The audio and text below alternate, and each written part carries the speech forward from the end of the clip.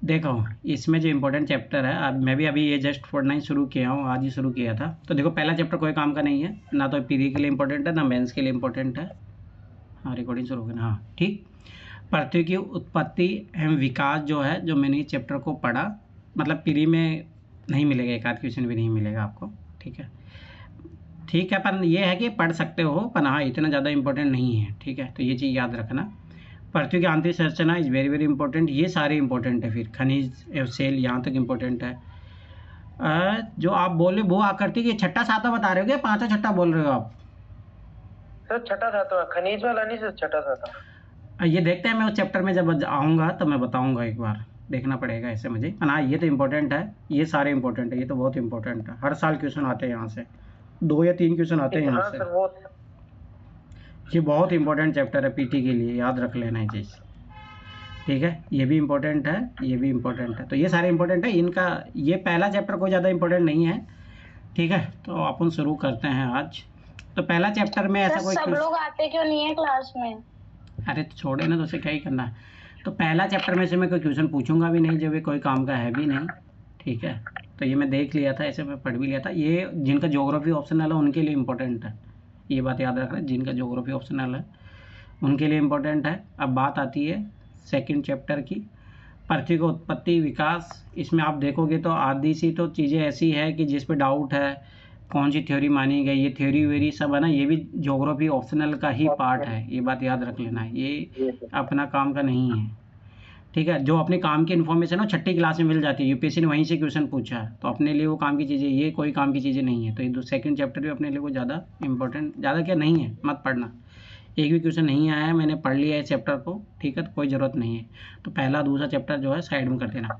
परंतु पृथ्वी की आंतरिक संरचना is very very important, pre plus mains दोनों के लिए, ये बात याद रख लेना। मेंस में भी क्वेश्चन आया है यहाँ से, प्री में अब की बार भी आया है 2025 में, तो ये चैप्टर इम्पोर्टेंट है, ये चीज़ याद रखना। तो यहीं से शुरुआत करेंगे। चलो, तो मैं क्वेश्चन पूछना शुरू करता हूँ। तो है ना, जब आगे जब रिवीजन करो तो ये बात याद रखना, ये चैप्टर मत पढ़ना, पहला दूसरा जो मैंने इम्पोर्टेंट बताए वो तो ज़रूर पढ़ना ही पढ़ना। चलो ठीक है, ये इम्पोर्टेंट है, मैं फिर बता रहा हूँ, very very important chapter, third chapter बहुत इंपॉर्टेंट है। चलो मुदित, मुझे बताइए जी सर। मतलब डायरेक्ट सोर्स क्या है, अगर आपको अर्थ के बारे में जानना है, और इनडायरेक्ट सोर्स क्या है। आपने अगर विजन का टेस्ट दिया होगा तो उसमें क्वेश्चन भी होगा ये। हाँ सर। बताइए सर डायरेक्ट सोर्स तो अब मैं क्या बताऊं, डायरेक्ट सोर्स तो वही होगा ना, जानने के लिए तो अपन ऑब्जर्वेशन या जो मटेरियल निकालते हैं, जैसे सॉइल है, रॉक है, वो डायरेक्ट सोर्स है, क्योंकि वो अपन सैंपल निकाल रहे हैं, एक चीज। और इनडायरेक्ट सोर्स ये है, जो पृथ्वी के मोशंस है वो इनडायरेक्ट सोर्स है, क्योंकि हम उनको ऑब्टेन नहीं कर सकते, इसलिए वो इनडायरेक्ट है मेरे हिसाब से। शिवानी तुम बताओ, ये सही नहीं बता रहा। शिवानी, डायरेक्ट और इनडायरेक्ट? डायरेक्ट इनडायरेक्ट बता रही हूँ। डायरेक्ट सबसे पहले डायरेक्ट वाले बता रही हूँ। अपन सरफेस देख सकते हैं। दूसरा माइनिंग करके, माइनिंग से जो भी चीज निकल रही है, ड्रिलिंग से, वोल्केनिक इरप्शन से जो चीजें बाहर आ रही है, उन चीजों से देख सकते हैं। तो ये 4 चीजें हैं जिनसे डायरेक्ट सोर्सेस हैं। इनडायरेक्ट सोर्सेस में आप लोगे टेम्परेचर, प्रेशर और डेंसिटी, ठीक है, ये तीनों देखोगे। और दूसरी चीज देखोगे, कोई मीटियोर आके गिरा तो वो चीज देख सकते हैं।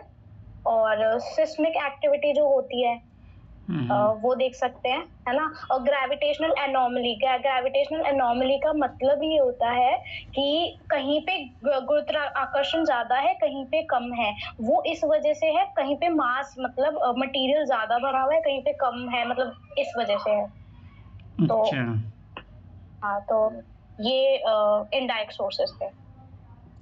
चलो ठीक है। हिमांशु, ये बताइए, जो दक्कन का जो ट्रेप बना है ना, वो किस प्रकार की ज्वालामुखी से बना है? दक्कन वाला सर बेसाल्ट प्रवाह से बना हुआ है, ज्वालामुखी से।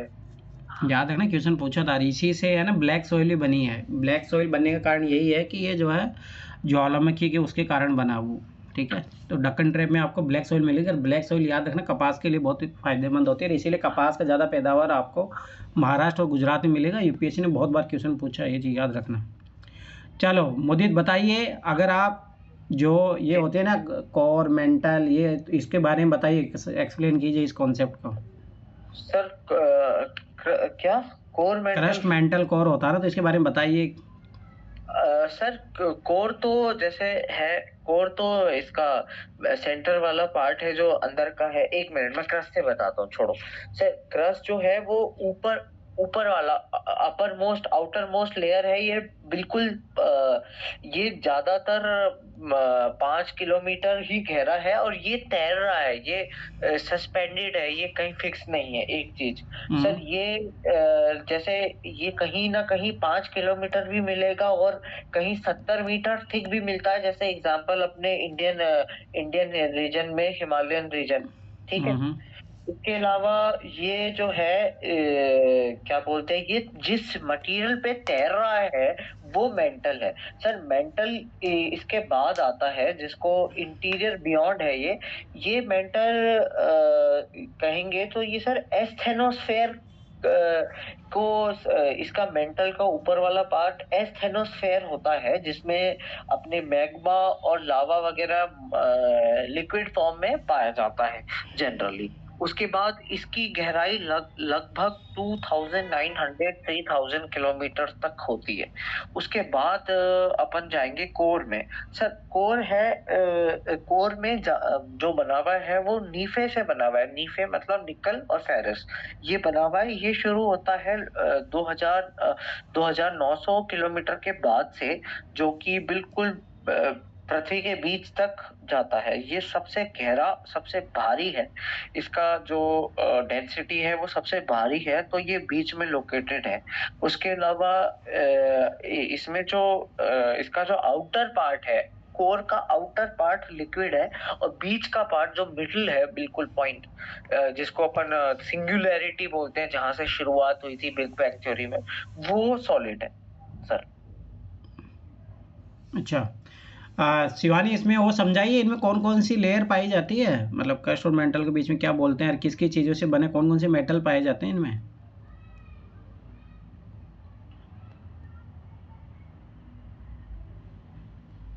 शिवानी कहाँ चली गई? आ गई सर, आ गई शिवानी। लाइट चली गई सर। हाँ सर बोलो। तो क्रस्ट मेंटल कोर में इसमें जो लेयर्स होती है उनके और कौन कौन से इसमें मटेरियल पाए जाते हैं, बताइए।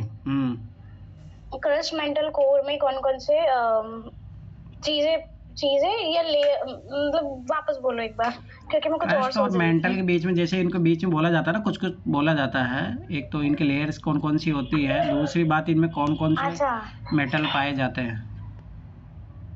अच्छा, जैसे इसको फीमा ऐसे भी बोलते हैं ना अपन, फीमा भी बोलते हैं, लीमा ऐसे बोलते हैं। सीमा सियाल और नाइफ। हाँ, सीमा सियाल नाइफ। सीमा तो शायद क्रस्ट वाला होता है, और नाइफ अपना जो बसाल्टिक जहाँ पे ज्यादा होता है। अब बसाल्ट शायद मैग्मा में सब। अभी लाइट चली गई तो मुझे कुछ समझ भी नहीं आ रहा सर। एक का नाम मुझे याद आया सर। एक चीज मैं बताऊं सर, ये बिल्कुल ठीक बता रही है ये सर। आप एक डिसकंटिन्यूटी की नहीं पूछे क्या, मोहो डिसकंटिन्यूटी की? मैं बताऊं ये वाला तो सर इसको ऐसे याद कर सकते हो, सीएम राहुल गांधी लफंगा। अरे वाह, मजा आ गया। ठीक है, तो मैंने ऐसे ही इसको याद किया हुआ है, CM RGL है ना। तो सी वाला जो होता है वो जो अपना क्रस्ट है ना, अपर क्रस्ट और लोअर क्रस्ट के बीच में कोनोड होता है, उसको सी बोलते हैं। एम जो क्रस्ट और अपर मेंटल के बीच में होता है उसको मोहोविक बोलते हैं, तो CM हो गया। फिर अपर मेंटल और लोअर मेंटल के बीच में रेपिटी होता है, ठीक है। और अब फिर लोअर मेंटल और आउटर कोर के बीच में होता है गुटेनबर्ग, और फिर आउटर कोर इनर कोर के बीच में होता है लेमन, है ना। तो CM RGL होता है, CM राहुल गांधी लफंगा। अच्छा, मजा आ गया। हाँ चलो हिमांशु, भूकंपीय तरंगों को समझाइए। भूकंपी पहले सर वो बॉडी बेस और वो सरफेस बेस से स्टार्ट करूंगा सर के पी और एस ही समझा दूं। हाँ पी एस समझाइए, यूपीएससी ने क्वेश्चन 2023 में पूछा था। हाँ तो सर पी तरंगे प्राइमरीली होती हैं और सबसे फास्ट होती हैं, तीनों ही ठोस द्रव और गैस तीनों में ही तीनों में ही प्रवाह कर जाती हैं, ध्वनि तरंगों की तरह इसकी नेचर रहता है। और सर इनमें जो ये समकोण पे होती है सर भूकंपीय, इनका कंपन और तरंगों की जो दिशा है ना वो समकोण क्या सर एक ही दिशा में होती है, जिसके कारण पृथ्वी पे अगर संकुचन और उस तरह की और विस्तृत वाली जो आकृति उनका निर्माण होता है सर। इस तरंगे सेकंड होती हैं, सिर्फ ठोस में ही जाती हैं और इनमें तरंगों की दिशा और जो कंपन की दिशा वो सब समकोण पर होती है और इसके कारण ही वो उभार और गर्त का निर्माण होता है सर। अच्छा, बस इसके अलावा तो यही है सर। ईमान से बताइए, गुरुत्वाकर्षण बल जो है ध्रुवों पर अधिक होता है भूमध्य रेखा पर, कहाँ पे होता है ग्रेविटेशनल फोर्स? ध्रुवों पे सबसे होता है सर। और भूमध्य रेखा पर? भूमध्य रेखा पे सबसे कम। कारण? भूल गया सर, कारण याद नहीं आ रहा। शिवानी बताइए कारण क्या है? सर क्योंकि ना जो अर्थ की शेप है ना वो जियोइड है, तो पोल्स पे है ना रेडियस कम है, कंपैरेटिवली इक्वेटर पे ज्यादा है। याद रखना ये चीज़ें, सही एकदम सही बताया इन्होंने। क्योंकि अगर आप ग्रेविटेशनल फोर्स का अगर फॉर्मूला देखोगे ना तो उसमें नीचे आर आता है, रेडियस। अब स्वाभाविक सी बात है, रेडियस जहाँ ज़्यादा होगा तो ऑटोमेटिक ग्रेविटेशनल फोर्स कम हो जाएगा, और जहाँ रेडियस कम होगा वहाँ ज़्यादा हो जाएगा। ये चीज़ याद रखना। चलो, पी तरंगे भूकंप याद रखना, इज़ वेरी इंपॉर्टेंट, ठीक है।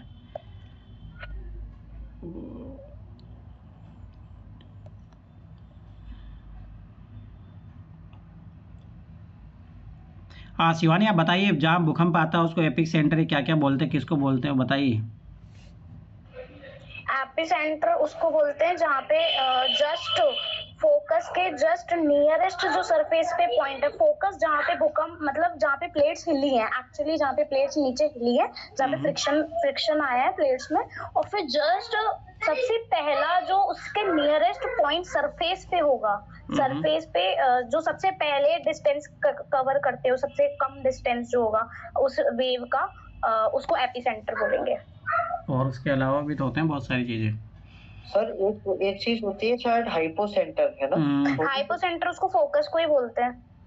अच्छा, फोकस को बोलते हैं हाइपोसेंटर। अच्छा हाँ, फोकस को ही बोलते हैं। ये कौन से स्फीयर में आते हैं भूकंप? मतलब अरे लिथोस्फीयर में आते हैं, किस में आते हैं? लिथोस्फीयर में ही आते हैं।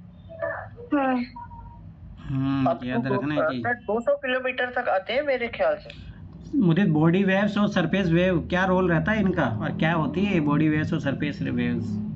सर ये बॉडी वेव्स और सरफेस वेव्स एक्चुअली अर्थक्वेक की वेव्स को ही कहते हैं। बॉडी वेव्स जनरेट होती हैं एनर्जी के रिलीज से जो फोकस पे है, और ये हर डायरेक्शन में ट्रैवल करती हैं through the body of the earth. तो मतलब अगर ये बॉडी ऑफ द अर्थ के थ्रू ट्रेवल करती हैं तो इनका नाम बॉडी वेव्स है। तो सर बॉडी वेव जो है वो इंटरेक्ट करती हैं सरफेस रॉक्स से और न्यू सेट ऑफ वेव्स बनाती हैं, जिसको सरफेस वेव्स कहते हैं। सरफेस वेव्स जैसे हिमांशु ने पहले भी बताया, सरफेस वेव्स के बाद नहीं सर, बॉडी वेव्स की पी और एस तो बॉडी वेव्स है। खैर अब मैं सरफेस वेव्स बता रहा हूँ। सर जो वेलोसिटी इन वेव्स की होती है वो चेंज होती रहती है, जैसे ये मटेरियल्स के डिफरेंट डेंसिटीज के मटेरियल से निकलेंगी तो डिफरेंट वेलोसिटी से निकलेंगी। सर अगर मटेरियल डेंस होगा तो उसकी वेलोसिटी ज्यादा होगी और उनका डायरेक्शन भी चेंज होता है, जैसे ये रिफ्लेक्ट या रिफ्रैक्ट करती हैं जब ये कम अक्रॉस करती हैं मटेरियल्स से जो कि डिफरेंट डेंसिटीज के होते हैं। उसके बाद बॉडी वेव्स के दो प्रकार हैं, जैसे पहले समझाया गया, पी वेव्स और एस वेव्स। सर जो पी वेव्स हैं वो तेज चलती हैं और पहले आती हैं सरफेस पे। उसके बाद पी वेव्स का मतलब होता है प्राइमरी वेव्स। अब प्राइमरी वेव्स सिमिलर होती हैं साउंड वेव से। उसके बाद जो एस वेव होती हैं वो सेकेंडरी वेव होती हैं। उसके अलावा ये सिर्फ सॉलिड मटेरियल से ही ट्रेवल कर पाती हैं। और यही ऐसी वेव्स हैं जो कि साइंटिस्ट को ये समझने में हेल्प कर गई कि structure of interior of earth कैसा है, मतलब इंटीरियर ऑफ अर्थ का स्ट्रक्चर कैसा है, ये समझने में एस वेव्स ने साइंटिस्ट को मदद की। उसके अलावा सिस्मोग्राफ वो इंस्ट्रूमेंट है जो इसको रिकॉर्ड करता है। उसके अलावा और मैं क्या बताऊं आपको। शिवानी, वोल्केनिक भूकंप भी आते हैं वोल्केनिक के कारण?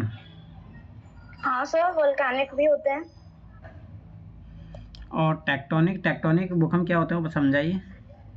टेक्टोनिक वाले जो होते हैं, जो प्लेट्स टकरा जाती है ना, जो नीचे पृथ्वी के सतह, मतलब पृथ्वी क्रस्ट के नीचे जो प्लेट्स हैं वो जब सबसाइड टकरा जाती है एक दूसरे से। टकराती है तब हाँ, आता है, सबसाइड करती है तब आता है? सर आ तो कैसे भी सकता है, वो डिपेंड करता है कि मतलब कितनी इंटेंसिटी से एक दूसरे में धंस रही है प्लेट्स। अच्छा, हाँ, दोनों से आता है सर, टकराने से भी और सबसाइड करने से भी। भूकंप के इम्पैक्ट क्या होता है मुदित? सर इम्पैक्ट तो बड़ा इजी है काफी। मैं बताऊं, इम्पैक्ट का मतलब भूकंप के इम्पैक्ट ऐसे होते हैं जैसे ग्राउंड का शेक होना, या जो लैंडस्लाइड्स आना, मड स्लाइड्स आना, सॉइल की लिक्विफिकेशन होना, ग्राउंड लंचरिंग होना, एवेलांचे आना। उसके अलावा ग्राउंड डिस्प्लेसमेंट होना, डैम के नीचे आया है तो फ्लड्स आ जाना। उसके बाद forest fire, structural collapse, falling objects, tsunamis जिनको हम कहते हैं, और ये होता है। और सर ये और होता है कई बार कोलैप्स अर्थक्वेक भी आते हैं कि माइनिंग एक्टिविटीज में जब माइंस की ऊपर जो माइंस की छत ढह जाती है उससे कोलैप्स अर्थक्वेक आते हैं। उसके अलावा अगर कोई ये केमिकल एक्सप्लोजन या न्यूक्लियर एक्सप्लोजन हुआ है तो सर एक्सप्लोजन अर्थक्वेक आते हैं। जब ग्राउंड शेक हो जाएगा उसको कहते हैं।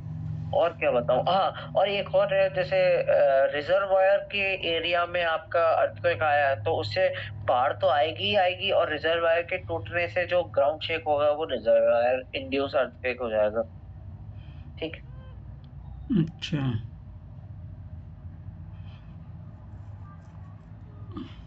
हाँ, ये लिथोस्फीयर में क्यों आते हैं मुदित ये भूकंप? सर लिथोस्फीयर में क्यों आते हैं कि लिथोस्फीयर एक्चुअली जैसे लिथोस्फीयर जो अपना पार्ट है वो क्रस्ट का पार्ट है, और क्रस्ट सस्पेंडेड है, तैर रही है कोर इस पे मेंटल के लिक्विड पे तैर रही है, इसलिए आते हैं ज्यादातर। उसके अलावा क्यों जो लिथोस्फीयर ये सिर्फ 200 किलोमीटर की रेंज तक ही आते हैं, और इनको सिस्मोग्राफ रिकॉर्ड करता है इसलिए। शिवानी, इसने बताया जो सही है? हाँ सही है। चलो, ज्वालामुखी से कौन कौन से पदार्थ निकलते हैं 2024 का क्वेश्चन देखो, डायरेक्ट सब कुछ लिखा है यहाँ पे। क्या क्या निकलता है बताइए शिवानी।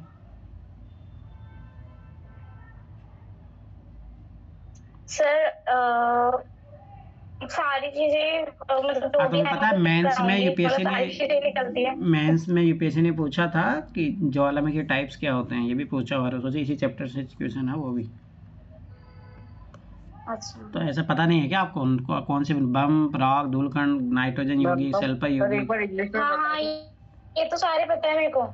इंग्लिश में एक बार और बता दूं जिससे मुझे हाँ, उससे बता क्लियर दीजिए। हो जाएगा। हाँ, मुझे बता दीजिए कितने टाइप की ज्वालामुखी वोल्केनिक होती है। हाँ, ये सब बता दीजिए। अच्छा, पहले ये बता रहा हूँ जो मटेरियल निकलता है, जैसे लावा है, डेब्रिस है, उसके बाद वोल्केनिक बम है, ऐश है, डस्ट है, गैसेज हैं जैसे nitrogen compound, sulphur compound, minor amounts of chlorine है, हाइड्रोजन है, आर्गन है। उसके अलावा हम बात करें कितने टाइप्स के होते हैं, कुछ प्रकार हैं जैसे शील्ड वॉल्केनो में इसका फेमस एग्जांपल है, ये शील्ड वॉल्केनो जो है वो largest volcano on the earth है, इसका एग्जांपल हवाईन वॉल्केनो है। उसके अलावा सिंडर वॉल्केनो में अपने होते हैं ये सर, सिंडल जो होते हैं ये बेसिक ज्यादातर अपने इसके होते हैं, नहीं सिंडर, अरे वो होते हैं शील्ड, होते हैं बेसाल्ट से बने हुए। अच्छा हाँ, मैं वही बता छोड़ो, मैं स्टार्ट कर करूँ। देती हूँ। ठीक है। तो वोल्केनो जो लैंडफॉर्म्स बनाते हैं वो दो तरीके से बना सकते हैं। एक बना सकते हैं इंट्रूसिव, जो धरती के अंदर बनेंगे। एक बना सकते हैं एक्सट्रूसिव, जो धरती के ऊपर बनेंगे। ठीक है, जैसे पहाड़ बन जाना या कुछ। ठीक है, अब उनमें से जो निकल रहा है, जो चीज निकल रही है, उसको भी आप दो तरीके से तोड़ सकते हो। एक होते बसाल्टिक, दूसरा होता है एंडेसिटिक। ठीक है, अब इसको एक बार साइड में रखते हैं कि क्या निकल रहा है, उसको कैसे तोड़ सकते हैं। मतलब वो जितनी तेजी से निकलेगा उस दोनों में से या तो एंडेसिटिक होगा या बसाल्टिक होगा। जो ये दक्कन का पठार है ना, ये बसाल्टिक है। ठीक है, अब एक बार इसको साइड में रखते हैं। अब आते हैं एक्सक्लूसिव वाले पे, जो धरती के ऊपर बन रहे हैं। ठीक है, तो पहला आता है इसमें जो इन्होंने बोला शील्ड वोल्केनो। शील्ड मतलब एक शील्ड जैसा आकार बना देना। ठीक है, उसमें क्या होगा, पहले धीरे धीरे धीरे धीरे पहाड़ बनता जाएगा और वो पहाड़ फिर जमा होता जाएगा और एक ऐसी शील्ड जैसी बना देगा। ठीक है, ये बहुत कम हाइट के होते हैं।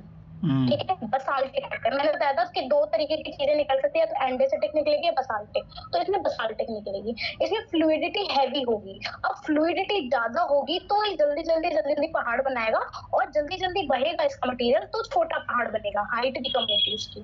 ठीक है, और ये स्टीप नहीं होते, मतलब एकदम सीधा पहाड़ नहीं होता, बहुत ऐसे स्लोपी पहाड़ होता है, कम हाइट वाला। ठीक है, फॉर एग्जांपल हवाई वाला। अब दूसरा जाते हैं फिशर टाइप इरप्शन पे। फिशर टाइप जो होता है वो इतना फ्लूइड होता है कि उसमें पहाड़ बन ही नहीं सकता, है ना। तो ये अपना हो गया दक्कन का पठार। ठीक है, अब आते हैं क्रेटर, कैल्डेरा और सिंडर। ये तीनों बहुत मतलब इनमें बस थोड़े थोड़े से डिफरेंस है। तो सबसे पहले क्रेटर में क्या होता है कि एटमॉस्फेयर से आ रहा है ना मैग्मा, वो वहां से नहीं आ रहा, वो और नीचे से आ रहा है, मैग्मा चैम्बर से। मैग्मा चैम्बर जो और नीचे है, मतलब एस्टेनोस्फेयर जहाँ जो मेंटल है ना, उससे भी और नीचे से आ रहा है। ठीक है, उसको बोलेंगे मैग्मा चैम्बर। अब मैग्मा चैम्बर से बहुत सारा मैग्मा निकल रहा है। ठीक है, वो पहाड़ बना रहा है। अब जैसे वो पहाड़ बना लिया तो फिर वो जो ऊपर की जो चोटी है ना, वो हट जाती है। ऊपर की जो पहाड़ की चोटी है वो हट जाती है, वो क्रेटर बना देती है। जो क्रेटर लेक्स होती है ना, वो इसकी बनती है। अब आते हैं कैल्डेरा पे। कैल्डेरा क्या होता है, मान लो मैग्मा चैम्बर में से सारा मैग्मा खत्म हो गया, सारा मैग्मा खत्म हो चुका, तो वो जो पहाड़ पर बना है वो नीचे धंस जाएगा, है ना, क्योंकि लैब वो नीचे से सब कुछ खाली हो चुका, पूरा लिक्विड खत्म हो गया उसके पास, तो नीचे धंस जाएगा, तो कैल्डेरा बनाएगा। ठीक है, और फिर सेंडर में क्या होता है, जो आपकी उसमें जो चोटी होती है वो गायब हो जाती है, तो उसमें क्या है, पानी भर जाता है गलती से, या पानी जैसा कुछ ऐसे रॉक फ्रेगमेंट्स चले जाते हैं, वो ओवल शेप का बन जाता है, ओवल अंडे जैसे आकार का, तो सेंडर बोलते हैं। बस। यार कौन सी वोल्केनी से कौन सी रॉक्स बनती है?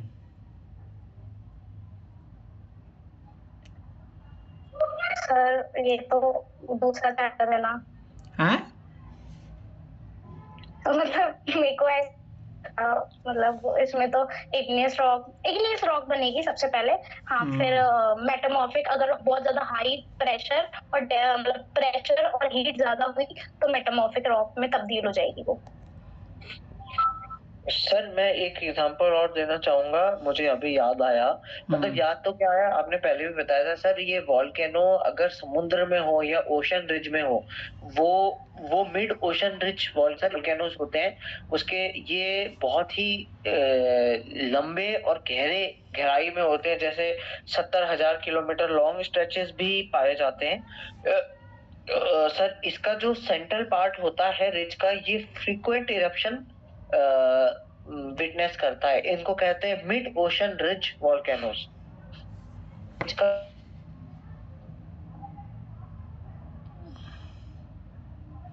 मोदी तुम्हारी आवाज कहाँ चली गई? सर आ रही है ना, यही समझा था। अच्छा, मुझे आप लोगों की आवाज कट कट के आ रही है। मेरी आवाज भी कट के आ रही है? नहीं शिवानी की। और शिवानी साइड से नेटवर्क इशू है। ये लेकोइड फेकोइड क्या होते हैं? वोल्केनिक लैंडफॉर्म्स बताइए मुझे। सर इनके नाम बता सकता हूँ मैं, जैसा ज्यादातर। बताइए सर एक होता है caldera with cinder cone on floor, एक हो सकता है ऐश कोन विथ वॉल्केनिक डोम, एक हो सकता है सर लावा का पठार, एक हो सकता है सिंडर कोन, एक शिवानी ने पहले बताया क्रेटर लेक टाइप, एक होता है लावा मैसा, और एक होता है कंपोजिट लावा, कंपोजिट वॉल्केनो, जहाँ नीचे सिल से निकल के आता है उसमें फिर लावा फ्लो होता है। ये बता सकता हूँ मैं। शिवानी तुम्हें बता, तुम बता पाओगी? कौन से वाले? Volcanic landforms. Intrusive. Volcanic Intrusive? Landform. Volcanic landform जो ऊपर वाले धरती वाले थे वो मतलब उन्होंने भी ऐड ऑन करके, मैंने धरती के ऊपर वाले तो सारे बता दिए थे। अभी कितने बता दो वो क्या? धरती के नीचे वाले बता सकती हूँ मैं। बताओ। बताइए। ठीक है, तो सबसे जो पहला होगा वो बैथोलिथ होगा। बैथोलिथ का मतलब हो गया बाथ, जैसे बाथटब जैसा, है ना। तो इसका मतलब है वहां पे बहुत सारा मैग्मा है, एक रेक्टेंगल शेप बना लो, ठीक है। तो वो तो होता है बैथोलिथ, मतलब जहाँ पे एक्चुअली है। अब दूसरा होता है डाइक। डाइक होता है पोल बना लो आप, पोल होता है ना, पोल, वर्टिकल पोल बना लो, वैसी होती है डाइक, ठीक है। और लेपोलिथ, लेपोलिथ होता है जैसे जो अपना कटोरा होता है ना, कटोरी की शेप में होता है, ठीक है, बाउल शेप या कटोरा शेप। लैकोलिथ, लैपो तो हो गया सॉसर शेप और मतलब कटोरा शेप, और लैकोलिथ होता है डोम शेप, मतलब कटोरा को उल्टा कर दो, ठीक है। और सिल, सिल होती है जो आपने डाइक को वर्टिकल किया ना, जैसे पोल बनाया, अब उस डाइक को लिटा दो, लिटा दो मतलब हॉरिजॉन्टल कर दो, ठीक है। हाँ, मैं ऐसे ही याद करती हूँ, सॉरी। दूसरा अब क्या बचा है? सिल हो गया मेरा, लैकोलिथ, लेपोलिथ, बैथोलिथ। अब होता है पैकोलिथ। पैकोलिथ, सॉरी, पैकोलिथ वाला नहीं होता शायद, एक क्या होता है मुझे। हाँ, पैकोलिथ, हाँ, आई गॉट इट। पैकोलिथ होता है जो जैसे धरती की जैसे वेव्स बन रही होगी ना अंदर, तो वेव्स के ऊपर और वेव्स के नीचे, जैसे एंटीक्लाइन सिंक्लाइन होता है ना, तो एंटीक्लाइन सिंक्लाइन में जो होता है वो वाला पैकोलिथ हो गया। और अब जो मैंने सिल बोला था ना, अगर सिल को मैं पतला कर दूं, जो सिल था पहले मोटा था, अब उसको अगर मैं पतला कर दूंगी, मतलब वो लेटा हुआ पोल को मैं पतला कर दूंगी तो वो शीट बन जाएगा। बस सारे हो गए सर। चलो ठीक है। मुदित ये बताइए plate tectonic theory. Sir plate tectonic theory और कॉन्टिनेंटल ड्रिफ्ट थ्योरी दोनों बताइए। सर कॉन्टिनेंटल ड्रिफ्ट बता सकता हूँ मैं। हाँ बताइए, तो प्लेट ये बता देगी। हाँ बताइए तो। हाँ सर, कॉन्टिनेंटल ड्रिफ्ट थ्योरी दी थी एल्फ्रेड वैगनर, जो कि एक जर्मन मेट्रोलॉजिस्ट थे। उन्होंने सबसे पहले कॉन्टिनेंटल ड्रिफ्ट थ्योरी दी थी 1912 में। सर वैगनर कहते हैं कि कॉन्टिनेंट जो है वो एक सिंगल कॉन्टिनेंट मास एक था जिसको पेंजिया कहते थे, और एक सिंगल ओशन, मेगा ओशन था जिसको पेंथालासा कहते थे। ये बात कर रहे हैं 200 मिलियन साल पहले की। उसके बाद धीरे धीरे उन्होंने बोला पेंजिया जो था सुपर कॉन्टिनेंट, उसमें स्प्लिट होना शुरू हो गया। सर स्प्लिट होते होते स्प्लिट का कारण क्या था? सर कारण तो क्या था मेरे को कारण नहीं मालूम। मैं एक बार रिवर्स फ्लो में एक बार बता दूं, फिर आप मुझे, फिर बीच में जो मेरे से मिस हो जाएगा शिवानी। भाई कारण है ना, वो था कन्वेंशनल करंट थ्योरी जो दी गई थी, जो हेनरी हेस ने दी थी, सॉरी आर्थर होम्स ने दी थी, उन्होंने ही कारण दिया था इसका कि नीचे क्या करंट होते, कन्वेक्टिव करंट, इस वजह से वो इतनी तेजी से वो मैग्मा फ्लो होता है ना, तो वो पिछड़ जाते हैं जैसे। ठीक है, बढ़िया, अच्छा मुझे मालूम था। खैर अब मैं एक बार फ्लो में बोल देता हूँ, फिर आप मुझे बता। सर पेंजिया जो सुपर कॉन्टिनेंट था वो बीच में से स्प्लिट होके लुरेशिया और गोंडवाना बन गया, और आज का इंडिया गोंडवाना था जो कि सदर्न कंपोनेंट था, और लुरेशिया में ये यूरोप और ऊपर वाला जो आज के नॉर्थ अमेरिका फलाना टिमकाना ये ऊपर थे, ये नॉर्थन में था। और इन दोनों के बीच में पानी भरना शुरू हो गया, जिसको आज के कंटेक्स्ट में देखो तो मेडिटेरेनियन सी है, या उस समय के देखो तो ये अपना थेथिस सी था इन दोनों के बीच में। फिर उसके बाद हम बात करेंगे कि इसका सपोर्ट कौन सी, इस थ्योरी का सपोर्ट कैसा होता है, क्या क्या चीजें सपोर्ट को करती हैं सर? ये पहला सब इससे इसका एविडेंस मिलता है मैचिंग ऑफ कॉन्टिनेंट्स। अगर कॉन्टिनेंट्स को जिगसॉ फिट के हिसाब से लगा दो, जैसे एशिया और अफ्रीका, साउथ अमेरिका की शोर लाइन को लगा दो एक साथ, ये इससे इसका प्रूफ देता है। उसके अलावा तो हमने इसके ये तो बताया नहीं कितने पार्ट में टूटा, कौन सा पार्ट क्या बना, आज इंडिया क्या है। तो सर मतलब बता मेंस दिया में ना भी क्वेश्चन आया है ये, सर। ये पीटी 2025 का भी क्वेश्चन है। सर लुरेशिया और गोंडवाना लैंड ही टूटते रहे और फिर वो बनते रहे, जैसे गोंडवाना लैंड तो और गोंडवाना लैंड से कौन कौन बना, कौन सा महाद्वीप बना, उससे कौन से बने महाद्वीप? सर गोंडवाना लैंड से तो मैं बता देती हूँ। गोंडवाना से बना है अपना ये जो अपना नॉर्थ अमेरिका है, और ये यूरेशिया है जो नहीं, यूरोप नहीं, और वो थोड़ा लुरेशिया सा से भाई बना है। नहीं, गोंडवाना नहीं, लॉरेशिया लुरेशिया है ना। से- लॉरेशिया से नॉर्थ अमेरिका, और यूरेशिया जो यूरेशिया यूरोप और थोड़ा सा एशिया का पार्ट यूरेशिया बना है अपना लॉरेशिया से। और गोंडवाना से जो बाकी बचे हैं जैसे Antarctica, Africa, India, Australia, south America, तो ये सब गोंडवाना के पार्ट थे। मेडागास्कर भी है, ऐसे तो बहुत सारे हैं। उसके बाद सर एक है rocks of same age across the oceans. Sir oceans में सेम एज के रॉक्स मिलते हैं। दूसरा एक है प्लेसर डिपॉजिट्स भी इसका एविडेंस शो करता है। एक है डिस्ट्रीब्यूशन ऑफ फॉसिल्स भी इसका एग्जांपल शो करता है। सर और कुछ ऐड करना है तो कर दो।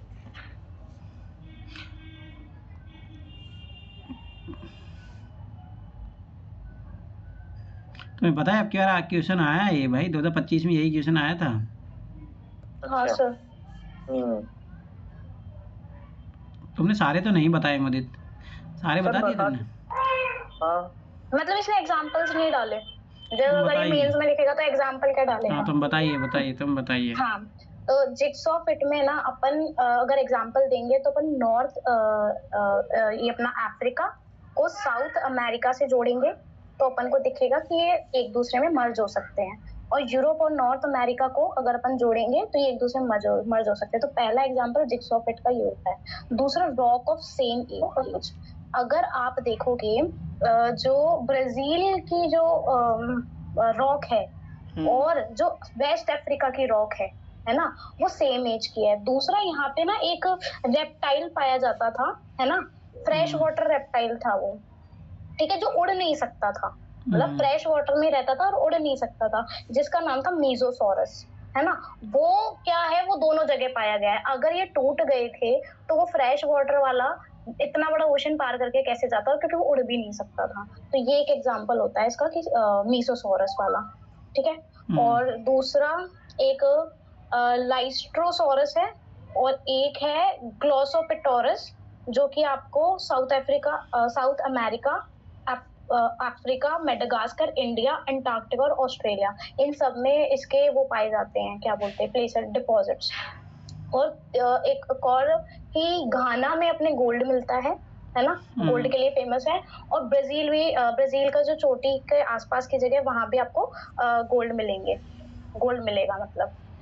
और बता रही हूँ, हाँ, और प्लेसर एक और चीज बता रही हूँ कि नॉर्थ अमेरिका में जो एप्लेशियन माउंटेन है, ग्रीनलैंड और नॉर्वे का जो माउंटेन है, और यूरोप में जो एल्प्स है, एल्प्स माउंटेन यूरोप के, और एटलस माउंटेन जो अफ्रीका का है ना। अगर आप इनको तीनों को क्लब कर दोगे ना एक साथ, तो आपको जियोलॉजिकल सिमिलैरिटी देखने को मिलेगी इन सब माउंटेन्स में।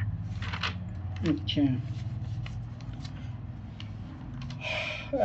वैगनर ने कौन से फोर्स बताई थी जिसके कारण उसने ये थ्योरी मतलब प्रूव करने का सोचा था? एक तो पोलर फ्लिंग फोर्स बताई थी, और दूसरा टाइडल फोर्स, और जो बिल्कुल ही वाहियात थी टाइडल फोर्स वाली बात। तो ठीक है, तब शिवानी कॉन्टिनेंटल करंट थ्योरी और ड्रिफ्ट थ्योरी बता दीजिए। नहीं, कन्वेंशनल, हाँ, कन्वेंशनल करंट थ्योरी। हाँ, कन्वेक्शनल करंट ये होता है कि जहाँ पे बहुत ज्यादा एनर्जी होती है ना, वहाँ पे करंट कुछ ना कुछ, मतलब जो पार्टिकल्स है वो फ्लो होते रहते हैं, ठीक है। तो मैग्मा जो अपना मेंटल है, वहाँ पे जो मैग्मा है, मतलब एस्थेनोस्फेयर है, जो मतलब थोड़ा लिक्विड फॉर्म में है, वहाँ पे जो आग है, तो वहाँ पे इतनी ज्यादा एनर्जी है, इस वजह से कन्वेक्टिव करंट्स फ्लो हो रहे हैं। जैसे अपने एटमॉस्फेरिक सर्कुलेशन होता है, वैसे करंट फ्लो हो रहे हैं, ठीक है। तो जब वो करंट ऊपर की ओर जाते हैं, दोनों करंट ऐसे कन्वर्ज होके ऊपर की ओर उड़ते हैं और फिर वो वापस डाइवर्जेंस होते हैं, तो वो क्या करते हैं, तोड़ देते हैं। अब सर वो एयर एटमॉस्फेरिक सर्कुलेशन वाली बात है, वो जो जैसे बारिश आती है सेम वैसे सेल बनते हैं। अब इसको मैं कैसे बताऊं, मैं हाथों से तो कर रही हूँ पर आपको दिखेगा नहीं वो बात। ठीक है, कोई नहीं, समझ गया। हाँ, ये मुझे बताइए, mapping of the ocean floor. हो सकता अगला क्वेश्चन वो यहीं से पूछ ले। चलो मैं समझा जैसा देता हूँ। ये तो ना ओशनोग्राफी में ज्यादा अच्छे से पढ़ा जाएगा क्योंकि सेम चीज आएगी वहाँ पे। अच्छा, वहाँ पे भी है क्या एनसीईआरटी में? हाँ, मतलब चलो मैं समझा देता हूँ। यहाँ पे क्या होता है कि जब आप समुंदर में नीचे जाओगे ना, तो याद रखना कि जैसे जैसे आप समुंदर में नीचे उतरते हो, अच्छा ये वो वाले चीज़ हैं। एक आ गया ना टेम्परेचर थ्योरी वाला भी आ गया। टेम्परेचर थ्योरी वाला नहीं है, ये अलग है। महाद्वीपीय शेल्फ, ये तो वो वाला हो गया। चलो ठीक है, छोड़ो। ओशियन फ्लोर कॉन्फ़िगरेशन ये क्या है भाई? महाद्वीपीय कॉन्टिनेंटल मार्जिन क्या होता है? मध्य महासागरीय कटक, distribution of earthquake and volcanic. हाँ, ये नॉर्थ ईस्ट, ये मतलब क्या साउथ ईस्ट में क्यों आते हैं भूकंप, ज्वालामुखी, ये सब? शिवानी बताइए। क्या ये साउथ ईस्ट में क्यों आते हैं भूकंप? साउथ ईस्ट वाला कौन सा कह रहे हो आप? ये जो अपने ये रिंग ऑफ फायर है। अच्छा, रिंग ऑफ फायर की बात कर रहे हो ना आप? हाँ, जो पैसिफिक ओशन के पास है। हाँ, तो रिंग ऑफ फायर में आपको कन्वर्जेंस प्लेट देखने को मिलेगी। आप चाहे साउथ अमेरिका वाले कोस्ट पे देख लो, नॉर्थ अमेरिका वाले पे देख लो, और एल्यूशियन माउंटेन्स, जो है ना, एल्यूशियन आइलैंड्स वाले पे देख लो, और पूरा ये जापान वगैरह, अपन ऐसे एक रिंग ऑफ फायर बना सकते हैं। यहाँ पे कन्वर्ज हो रही है प्लेट्स इस वजह से।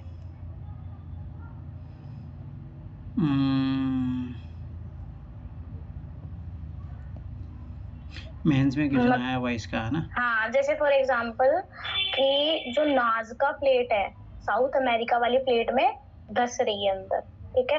कोकोस प्लेट कैरिबियन प्लेट्स में धस रही है ना। और जियांडे फूका प्लेट नॉर्थ अमेरिकन प्लेट में, और फिलिपीन प्लेट अपने ये यूरेशियन वाली प्लेट में, और इंडो ऑस्ट्रेलियन प्लेट अपने ये जो जिसमें इंडिया भी इंक्लूडेड है, वो पूरा यूरेशियन प्लेट में घुस रही है। इस वजह से यहाँ पे आपको रिंग ऑफ फायर देखने को मिलता है। कुछ चीज जबरदस्ती किसी चीज में घुसेगी तो वहाँ पटाखे तो फूटेंगे। प्लेट टेक्टोनिक थ्योरी बताइए। सर शिल्पा से भी तो कुछ पूछिए। अरे पूछ लूंगा, तुम उसके लिए जो क्वेश्चन आएगा तुम तो पहले बताओ। तो बहुत बड़ी है ये प्लेट टेक्टोनिक। मैं मोटा मोटा बता देता हूँ, उसके बाद कुछ आपको मतलब वो करना हो तो आप बीच में कर देना सर। अच्छा सर, प्लेट टेक्टोनिक थ्योरी सबसे पहले भी क्वेश्चन आया हुआ भाई, 2013-14 में आया था ये। सर ये प्लेट टेक्टोनिक थ्योरी पार्कर और मॉर्गन ने ये टर्म ये कॉइन की थी, प्लेट टेक्टोनिक। इसको हम लिथोस्फेरिक प्लेट भी कह सकते हैं। ये एक massive irregular slab of solid rock है जो कि वो कॉन्टिनेंटल और ओशन लिथोस्फेयर दोनों से मली हुई है। सर अब प्लेट्स जो है वो हॉरिजॉन्टली मूव करती है एस्थेनोस्फेयर पे एज रिजिड यूनिट्स। उसके बाद जो the lithosphere include, sir lithosphere में क्रस्ट और टॉप मेंटल भी होता है जिसकी थिकनेस होती है 5 से 100 किलोमीटर ओशनिक पार्ट्स में, और जहाँ कॉन्टिनेंटल एरियाज हैं, मतलब जहाँ कॉन्टिनेंट्स हैं वहाँ 200 किलोमीटर तक। सर एक प्लेट को कॉन्टिनेंटल प्लेट या ओशनिक प्लेट कहते हैं। ये उस पर डिपेंड करता है कि वो कौन सा उसका लार्जर पोर्शन कौन से एरिया में है, पानी में है, या अगर पानी में हो तो ओशनिक प्लेट कहेंगे, कॉन्टिनेंट पे वो है तो उस पे कॉन्टिनेंटल प्लेट कहेंगे। सर जैसे फॉर एग्जांपल पैसिफिक प्लेट वो एक ओशनिक प्लेट है और यूरेशियन प्लेट एक कॉन्टिनेंटल प्लेट है इस थ्योरी के अकॉर्डिंग। सर ये ऐसे शुरू होती है कि जो ये आगे ये थ्योरी ये कहती है अर्थ का लिथोस्फेयर जो है वो 7 मेजर प्लेट्स और माइनर प्लेट्स में डिवाइडेड है। Young fold mountains, ridges, trench और या फॉल्ट इन इन प्लेट्स, इन मेजर प्लेट्स को सराउंड करे हुए हैं। कुछ नाम मेजर प्लेट के, कुछ नाम इस प्रकार है।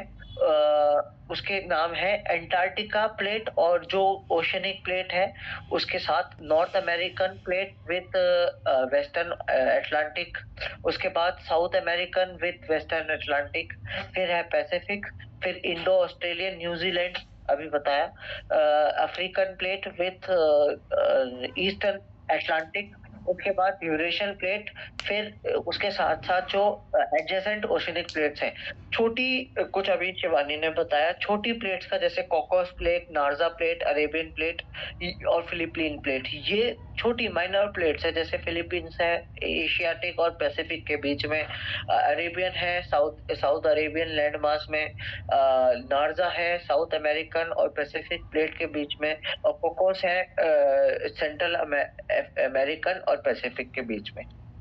और बिल्कुल सही बताया, जैसे यहाँ रिंग ऑफ फायर में इतने ज्यादा अर्थक्वेक आते हैं क्योंकि पहली बात यहाँ जो है वो कन्वर्ज कर रही है, एक दूसरे के अंदर घुस रही हैं प्लेटें। दूसरी चीज यहाँ मिड ओशनिक रिजेस भी हैं बहुत सारे, उसकी वजह से यहाँ ज्यादा आता है। एक चीज ये मैंने थोड़ा मोटा बता दिया। और दो प्लेटें और भी रह जाती है माइनर प्लेट, जैसे फ्यूजी प्लेट और कैरोलाइन प्लेट।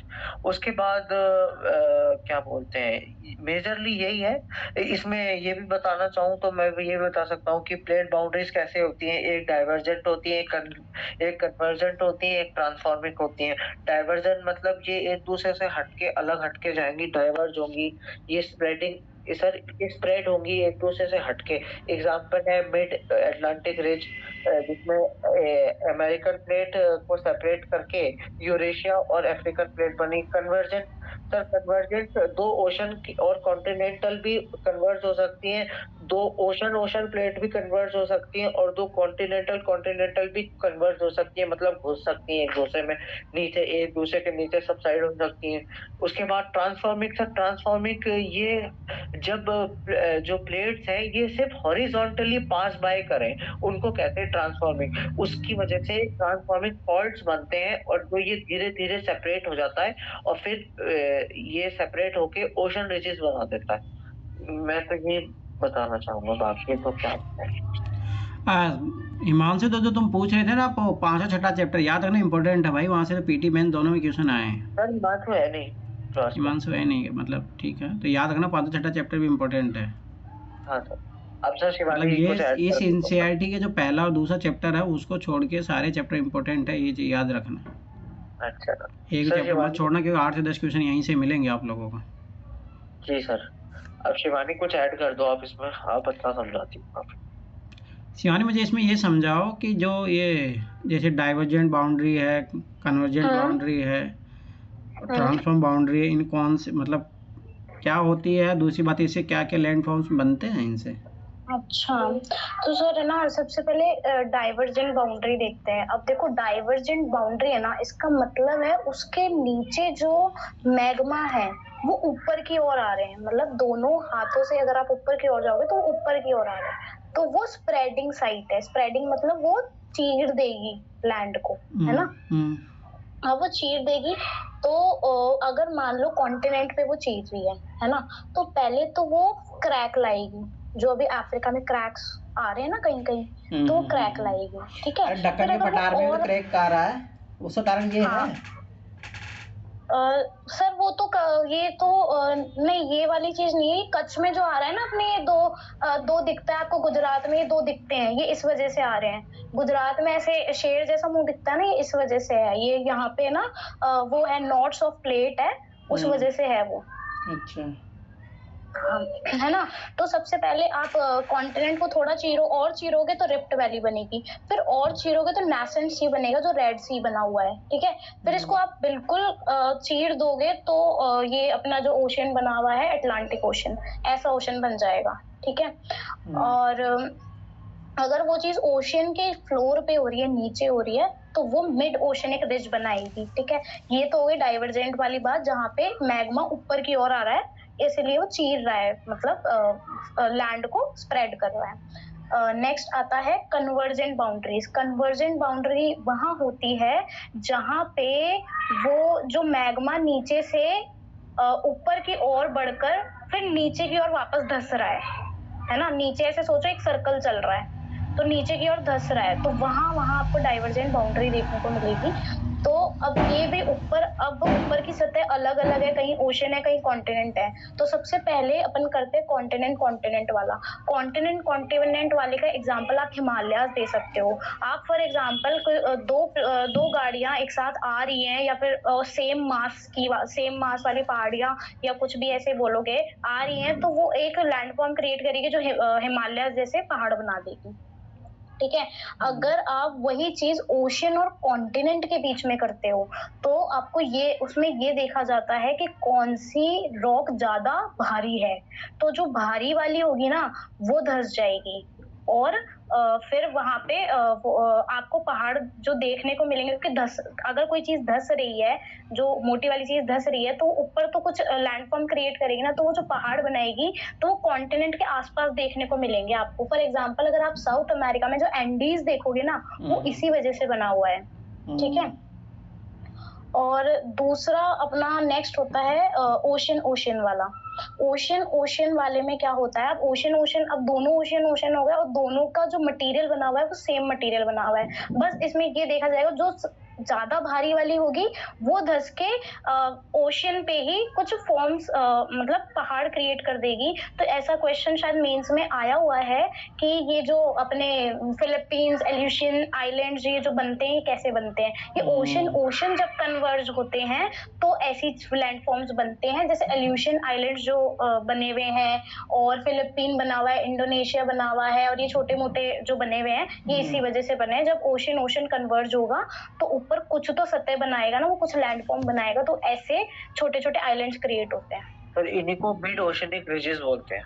नहीं, तो वो तो डाइवर्जेंट बाउंड्री में होगा ना। अच्छा, वो डाइवर्जेंट में होगा। हाँ, ये कन्वर्जेंट वाला है। मैंने आपको पहले ही बोला था कि आप नीचे सोचो मैग्मा चल रहा है, तो आप हाथों को ऊपर की ओर लेकर जाओ, दोनों हाथों को। ठीक है, तो जहाँ पे आपके हाथ ऊपर की ओर जाएंगे फिर एक सर्कल बनाओ, फिर वापस वो स्प्रेड होंगे, तो वहां तो चीरेगा वो, मतलब कॉन्टिनेंट को चीर देगा। और जहाँ पे वो सबसाइड हो रहे हैं तो वहां पे क्या होगा, कन्वर्जेंस होगी। याद रखना वहाँ पे ज्वालामुखी जो पर्वत बनते हैं उसी के कारण जब सबसाइड करता था। हाँ, ओके। और वही जो क्षेत्र एरिया जो होता है ना भूकंप पर पिरुलियन जो होता है, मतलब वहाँ पे भूकंप आने की प्रोबेबिलिटी बहुत ज्यादा होती है जहाँ पे डाइवर्जेंस और है ना सर, करता तब। जैसे रेड सी है, रेड सी कैसे बना, पहले हो सकता है अफ्रीका और अरेबियन प्लेट जुड़ी हुई हो, बट क्या हुआ नीचे से ऊपर की ओर उठ रही है ना लिम्स, इसलिए उसने उसको चीर दिया और वहां पे एक रेड सी बना दिया। चलो ठीक है, इम्पोर्टेंट चैप्टर है, कर लेना भाई, पीटी में दोनों में आया। चलो ठीक है, अगला चैप्टर है तुम्हारा खनिज सेल वाला। तो खनिज सेल इम्पोर्टेंट है, पहले बता रहा हूँ, इसमें सारे चैप्टर इम्पोर्टेंट है, स्टार्टिंग में पहला दूसरा चैप्टर छोड़ के। चलो सर, मेरा सबसे वीक चैप्टर है ये, मतलब मुझे बिल्कुल भी नहीं आता। क्यों, इसमें क्या है ऐसा? बताने से मेरे को रॉक समझ नहीं आती कि मतलब कैसे इन मटेरियल्स को याद करूं, मतलब कोई ट्रिक भी नहीं मिलती ना इनको याद करने की। शेल चक्र तो आना चाहिए, और तो क्या आए ना आए, ये इम्पोर्टेंट है शेल चक्र। हाँ, शेल चक्र तो आता है, बाकी ये चीजें नहीं आती, जैसे फेल्सपर क्या होता है, क्वार्ट्ज क्या होता है, मीका क्या होता है, ओलिवीन क्या होता है, ये अलग अलग इतनी सारी रॉक्स है, तो वो समझ भी नहीं आता कैसे याद करें। देखो रॉक साइकिल तो अपन देख ही चुके थे ना, इसमें जो अलग जो छूटा हुआ है एक बार वो देख लेते हैं। साइकिल तो बनाओ, सॉरी सेडिमेंट्री रॉक्स भी अपन, रॉक्स तो सारा कर चुके हैं अपन, ये वाला धात्विक है, धात्विक खनिज है, लोहिक मामूली धात्विक छोड़ो, ऑल्विन पैराटाइट, केलेसाइट, अभी फैक्चुअल चीज़ें हैं ये। माइका कहाँ पाया जाता है, एम्फीबॉल, पायरोक्सिन, क्वार्ट्ज, फेल्डेस्पर, ये नहीं पूछा है यूपीएससी ने अभी तक ऐसा। हाँ, तो ये सब पता है, ये याद भी नहीं होते हैं, पूछा भी नहीं है यूपीएससी ने ऐसा कोई। चलो ठीक है, ओपन आओ, रॉक साइकिल थोड़ा वो तो जरूर पता होना चाहिए, चीज़ याद रख लेना। वो यूपीएससी क्वेश्चन पूछा भी है। अगला जो चैप्टर है ना वो इसी से जुड़ा हुआ है, वेदरिंग वाला, तो वो रॉक साइकिल जो समझ में आएगा तभी अगला चैप्टर समझ में आता है। भू आकृतिक क्रिया है, ठीक है। इसमें जियोमॉर्फी, इंडोजेनिक प्रोसेस, ये देखो आपकी बात 2025 में क्वेश्चन आया है इस चैप्टर से। Distribution, volcanism, exogenic process, weathering वाला 2024 में भी क्वेश्चन था और आपके 2025 में भी क्वेश्चन था, इसे याद रख लेना है जी। तो ये इम्पोर्टेंट है। केमिकल वेदरिंग प्रोसेस क्या होता है, physical weathering process,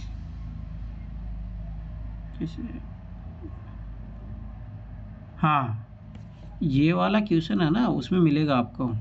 temperature inversion वाला कॉन्सेप्ट, ये 2014 का है ना, 14 या 13, 14 में मेंस का क्वेश्चन भी था वो। टेम्परेचर इन्वर्जन तो वो तो अपन वहाँ पढ़ेंगे ना। हाँ आगे आएगा वो। ये देखो डिकम्पोज वेदरिंग है ना, इम्पोर्टेंट है। यूपीएससी ने पिछले साल भी पूछा है, 2024 में भी, अब की बार भी पूछा था इसने। मास मूवमेंट, स्लो मूवमेंट क्या होता है, लैंडस्लाइड मेंस का भी टॉपिक है आपका, डिजास्टर मैनेजमेंट का भी है। तो ये मेंस के लिए चैप्टर इम्पोर्टेंट है, इसे मत छोड़ देना भाई। इरोजन डिपोजिशन क्या होता है, इरोजन वाला भी यूपीएससी ने पूछा। सॉइल फॉर्मेशन बनाना, इस चैप्टर को हटा दिया है नई एनसीईआरटी में, आप देखोगे तो। सर क्यों हटा दिया? ये तो काफी आप बोल रहे हैं ना इनके लिए इम्पोर्टेंट रहता है। एनसीईआरटी को लगा होगा जो भी है। जैसे देखो अपन जो ये वाला सॉइल वाला है ना, सॉइल फॉर्मेशन आप उधर भी पढ़ लेते हो शायद, 9th क्लास में पढ़ लेते हो। हाँ 9th में पढ़ा था ना। हाँ ठीक है। तो एक तो ये कारण था, दूसरा जो ये वेदरिंग वाला जो है, पर मेरा मानना है जब वेदरिंग से ही याद रखना, वेदरिंग जब होती है ना वहीं पे लैंडस्लाइड ज़्यादा आने के चांसेस रहते हैं।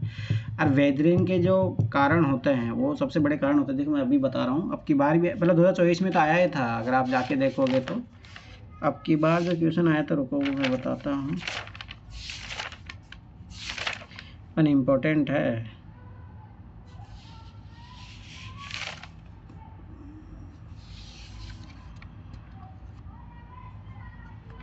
देखो ये रहा। In the context of the effect of water and rocks, chalk is known as a very permeable rocks, whereas clay is known as the quite and impermeable और लेस पेरेबल रॉक। तो भाई इसी chapter से question है वो, और यही question है ना पिछले साल भी आया था, सोचो फिर दोबारा यूपीएससी ने पूछ लिया। तो ये चीज़ याद रखना, इम्पोर्टेंट है ये चैप्टर। तो देखो फिर इसने चॉक है, क्या है हिंदी में चौक बोल रहा है। Chalk is porous and hence it can absorb water. Clay is not at all porous. तो देखो इसमें दिया भी है, एक मिनट में बताता हूँ। वेदरिंग वाले का ही है ना, रोक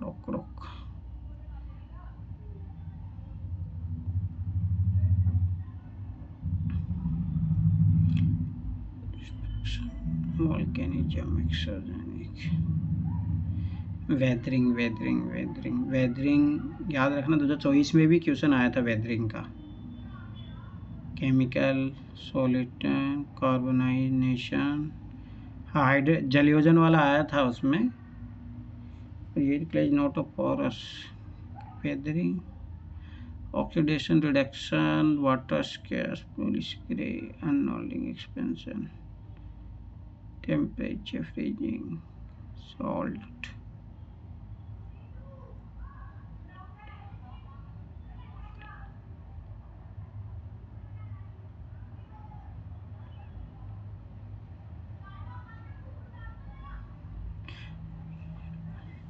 जब आप है ना ये चीज़ याद रखना, जब मतलब ये चीज़ें जुड़ी हुई है, जब आप वेदरिंग को पढ़ोगे तभी जो है लैंडस्लाइड को भी पढ़ोगे, क्योंकि वेदरिंग के प्रोसेस के कारण क्या होता है, जो चट्टानें होते हैं ना उनके ऊपर ही जो लेयर है, उनका वेदरिंग होने के कारण जो है वो मिट्टी बन जाती है। मिट्टी जब बन जाती है तो स्वाभाविक सी बात है लैंडस्लाइड होता है।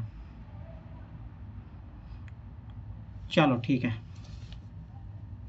अब देखो अगला जो चैप्टर है आपको रिवर बेसिस सिस्टम को समझने के लिए, जैसे याद करो कि वी आकार की घाटियाँ क्यों बनती है, मैंने उस दिन भी क्वेश्चन पूछा था आपसे। तो ये कारण उसके लिए जो है ड्रेनेज सिस्टम जो है कैसे जो है वेदरिंग करता है, क्या होता है। अब यूथ स्टेज में नदियाँ कैसे होती है, वी आकार की घाटियाँ, देखो ये साफ दिया है, पूरा टॉपिक दिया हुआ है पूरा। और वी आकार की घाटी एक बहुत अच्छा चित्र भी दिया हुआ है, क्यों बनाती है, ओल्ड स्टेज में होती है तब ये जाके वहाँ पे वो क्या रिवर बेसिन क्यों बनाती है, सब दिया है इसमें। तो ये चैप्टर अपन उधर भी पढ़ चुके हैं, ठीक है, वो अलग से कोई चीज़ नहीं है, परंतु हाँ ये है कि इम्पोर्टेंट है यूपीएससी ने मतलब सिलेक्ट नाइट मारे कंधा केव्स वेव्स छोड़ी हिमनद। हाँ मेंस में क्वेश्चन बना पूछा था यूपीएससी 2019 से 20 के क्वेश्चन देखना, जैसे ये इंपॉर्टेंट है, मैं फिर बता रहा हूँ पीटी प्लस मेंस दोनों के लिए इंपॉर्टेंट है। मतलब हिम से बनने वाली आकृति पूछा था, उनसे कौन कौन सी बनती है, तो ये चीज़ याद रखना। एक मिनट, अप्लाई छत्रक प्लाया प्लाया प्लाया प्लाया था, ये क्या था, प्लाया। चलो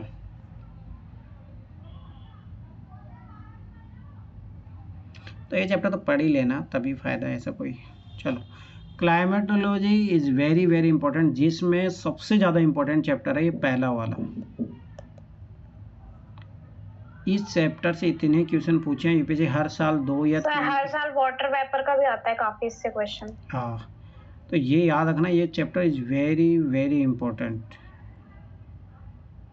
अरे ये तो इतना ज़्यादा नहीं, ये अगला अगला इससे अगला सूर्य वाला जो सन, हाँ ये रहा, solar radiation budget, heat budget is very very important chapter. पिछले अगर आप 2023 से देखोगे ना, इस चैप्टर से ऐसा हो रहा है कि 2 क्वेश्चन पूछ रहा है हर साल, वो हर साल 2 क्वेश्चन आ रहा है। तो इस चैप्टर को तो अच्छे से कर लेना भाई, 2-3 क्वेश्चन वो हमेशा पूछ रहा है। जैसे देखो और हर साल वो वाला पूछता है, वो टेम्परेचर के वो नहीं होते आइसोथर्म्स हाँ के बारे में। तो ये चैप्टर बहुत इंपॉर्टेंट है। ये देखो इसी में वो टेम्परेचर इन्वर्जन वाला जो कौन मेंस में पूछा था वो भी इसी में ही है। फिर हाँ। इसके बाद में तुम्हारा अगला है वायुमंडलीय परिक्षेक्षण मौसम प्रणाली है, वायुमंडलीय दाब, तो ये भी इम्पोर्टेंट है। समुद्र का प्रेशर वैसर, ये 2023 में क्वेश्चन पूछा था। कॉर्लिस फोर्स का देखो 2024 में आया था क्वेश्चन, डायरेक्ट यहीं से पूछा वो, ठीक है। और तुम्हारा हेडलेस है, ये सब तो अपन उधर भी पढ़े थे।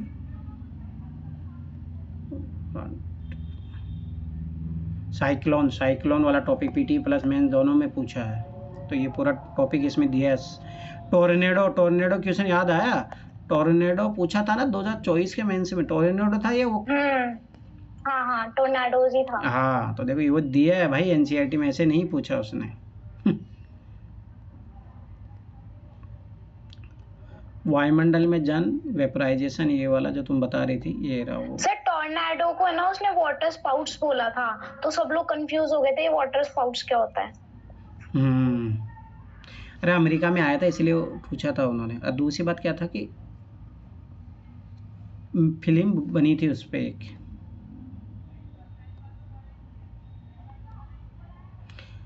क्लाइमेट चेंज, ये 2024 में यूपीएससी ने क्वेश्चन पूछा था। इसके जो टेबल है ना वो रट लेना।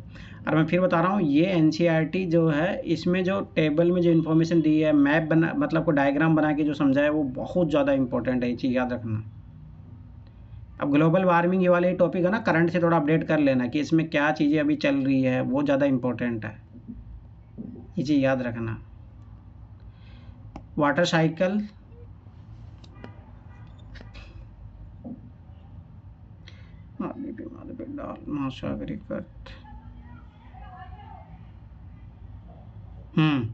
ये वाला जो मैं बोला था ना टेम्परेचर का, जब आप समुंदर में जाते हो तो याद रखना कि कुछ टाइम के लिए क्या होता है, रिड्यूस होता है, फिर उसके बाद में कांस्टेंट हो जाता है।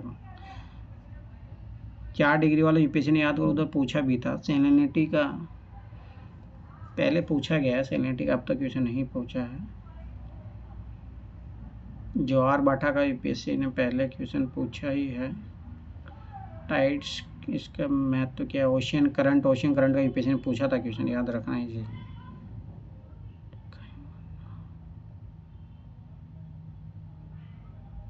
पृथ्वी पर इकोलॉजी, ये इन्वायरमेंट इकोलॉजी के लिए इम्पोर्टेंट है, बेसिक्स के लिए बायोम्स वायोम्स।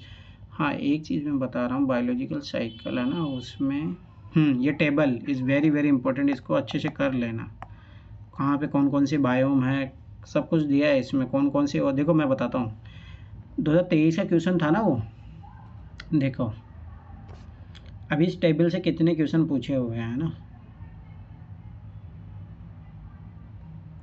सर मैं 2 मिनट में आऊँ सर? जाइए जाइए, कोई दिक्कत नहीं है।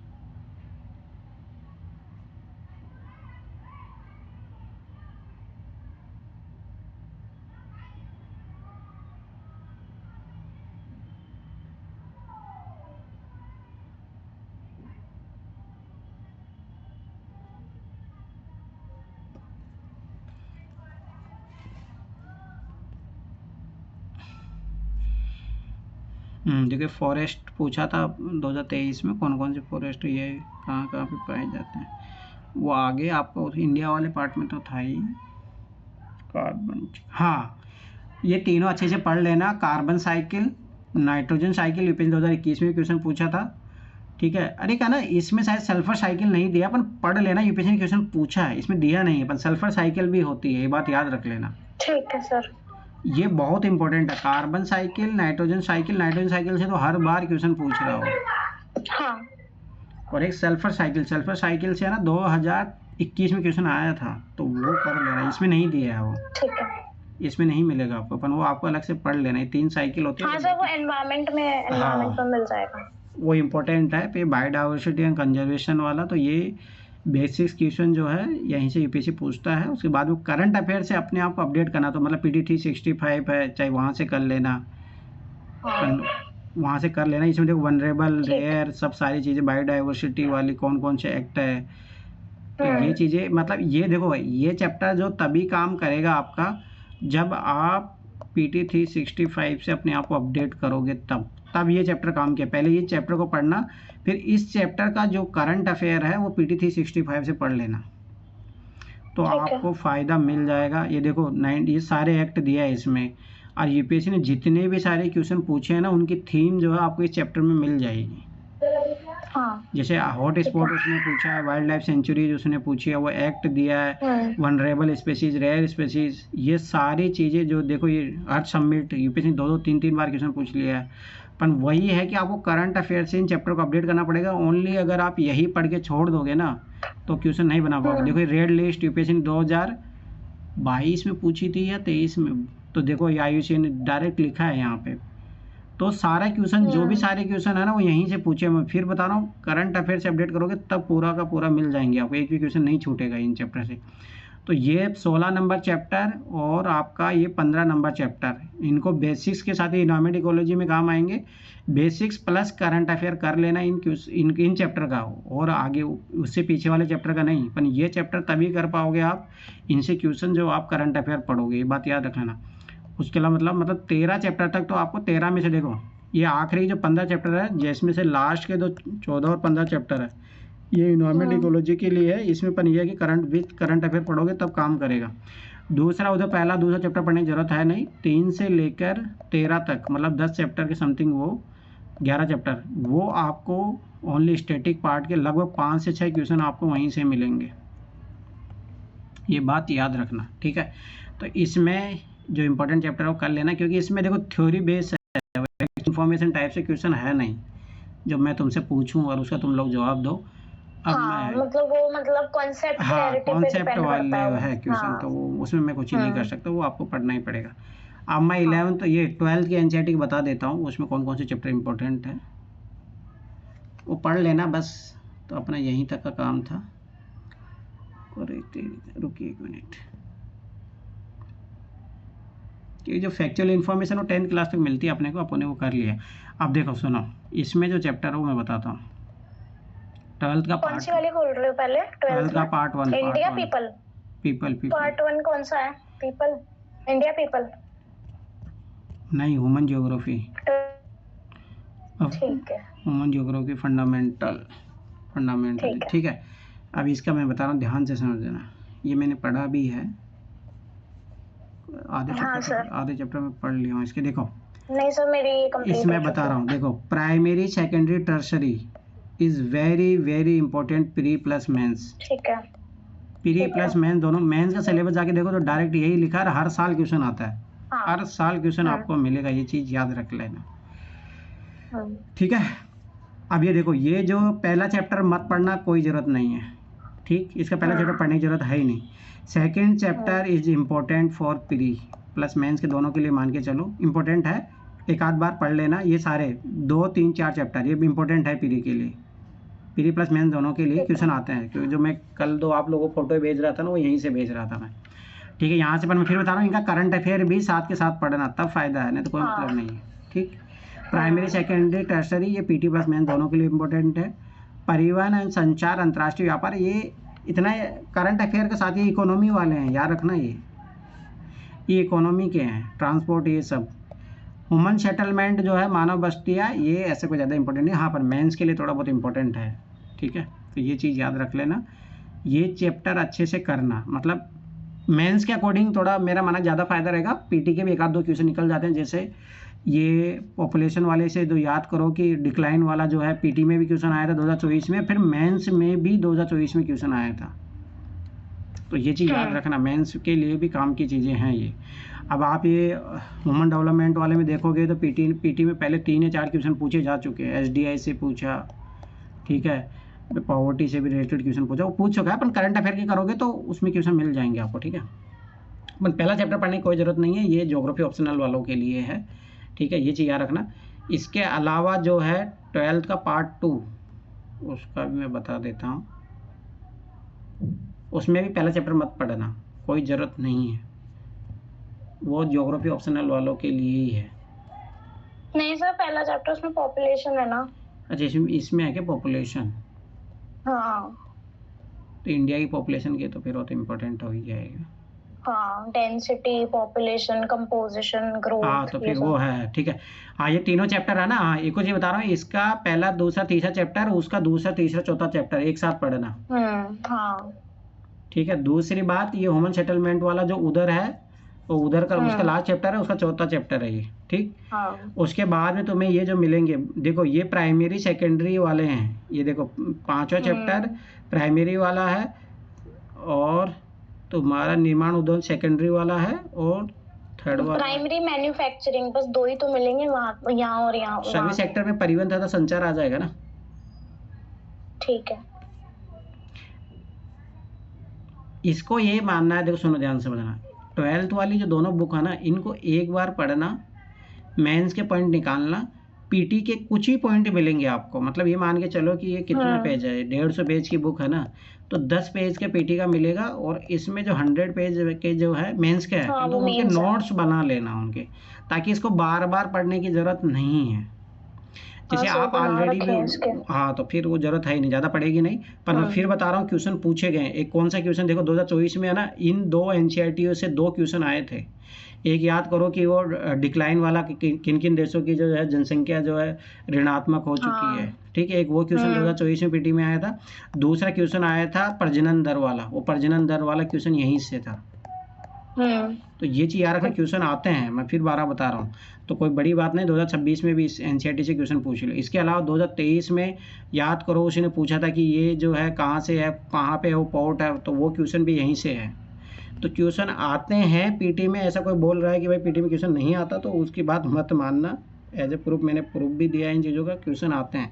पर हाँ, इसमें जो कंटेंट है वो याद रखना 70-80% आपका मेंस के लिए, मेंस ओरिएंटेड है। हाँ, पीटी के लिए आपके लिए 10-15% इन्फॉर्मेशन है, वो काम की निकाल लेना, उसमें से जैसे कुछ फैक्चुअल इन्फॉर्मेशन हो गया, ठीक है, तो उस तरीके से निकालना, और उसके अलावा मेंस के लिए अपना नोट्स बनाना, उसके बाद में इनको सॉर्ट आउट कर देना, ज़्यादा ज़रूरत है नहीं, ठीक। अब सुनो, देखो अभी आप लोगों के पास में आज कितनी तारीख हो गई?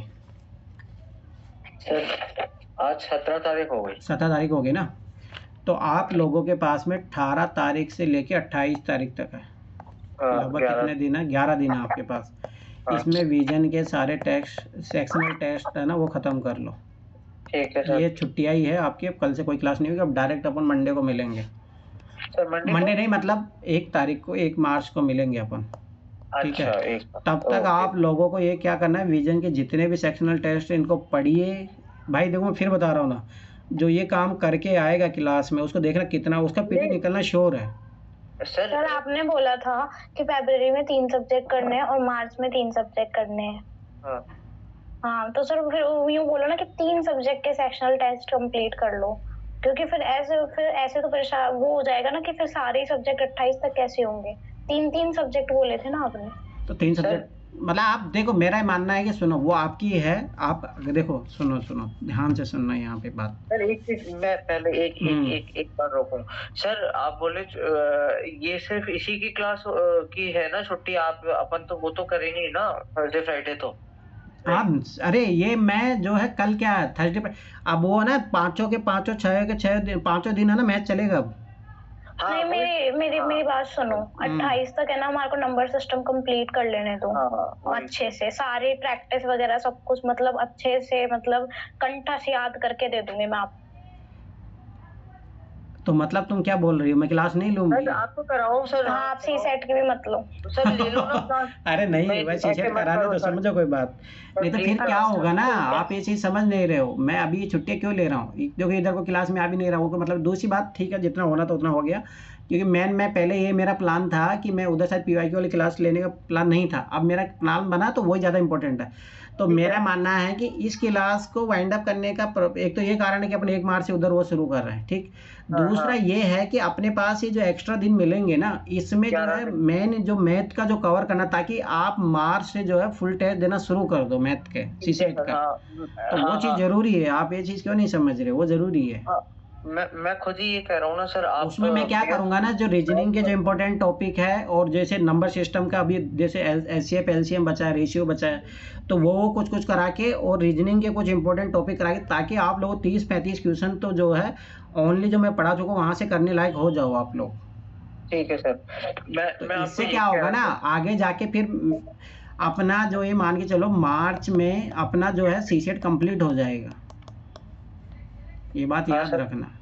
मैं आपको यही कह रहा था सर, चाहे आप 1 तारीख से अपन वो PYQ प्रोग्राम कर लेंगे, GS से आप शुरू करोगे, उस बीच ये अपन को 18 से 28 11 दिन में अपन एक बार ये पूरी नंबर सिस्टम और आपको जो भी रिलेटेड टॉपिक कराने ना, उन पे ब्रेक मत देना सर, क्योंकि वो वही मैं बोला कि वो कर लेंगे अपन कल से, अपना कल से अपन वही करेंगे ना, तो इसीलिए तो बोला कल से अपन। सर थर्सडे फ्राइडे तो करा रहे थे अभी आप। अरे 11 दिन में करना है ना आप सर, यही तो कह रहे हैं, 11 दिन में खत्म करना है ना उनको, तो 11 दिन तो कल सीसेट पूरी खत्म करवा दोगे सर? सीसेट पूरा तो नहीं, जैसे मान के चलो देखो SCF LCM, ठीक है, रेशियो और एवरेज हो ही चुका है तुम लोगों का, ठीक है।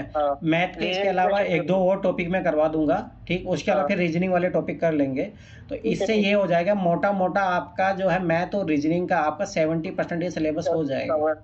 हाँ, मैं यही उससे फिर क्या होगा कि अगर जब अपन PYQ प्रोग्राम वाली क्लास शुरू करेंगे ना, तो उधर जो है मैं 1-2 क्लास लेते रहूंगा ना, तो उससे तुम्हारा जो है मार्च में कंप्लीट हो जाएगा मैथ मेरी तरफ से, मैथ और रीजनिंग दोनों, मैथ और रीजनिंग दोनों कंप्लीट हो जाएगा। वही चाहिए। इस बीच हम फिर ताकि क्या होगा कि अप्रैल से मतलब मार्च से फुल टेस्ट देना आप अपनी साइड से शुरू कर देना, क्योंकि उनके फिर 1-2 क्वेश्चन आएंगे जो बचेंगे टॉपिक। तो मेरा ये मानना कि आपने पास लगभग 10-11 दिन है, तो इसमें 8-9 क्लासेज भी हो गई ना, तो 8-9 टॉपिक हो जाएंगे कंप्लीट आप लोगों के। हाँ सर, मैं यही कह रहा था सर, मैथ सिर्फ शिवानी कछुआ चाल छुड़ाना मत सर, मतलब मैं हाँ सर बोलो। कछुआ चाल है कि आप सोच रहे हैं मैं नंबर सिस्टम भी करती रहूंगी तो ऐसे काम नहीं चलेगा भाई। आप जो है नंबर सिस्टम के जो साइड पार्ट है उनको भी कंप्लीट कर लीजिए, फिर आप फिर करते रहना प्रैक्टिस, जो इम्पोर्टेंट चैप्टर में जो करवा दूंगा फरवरी में।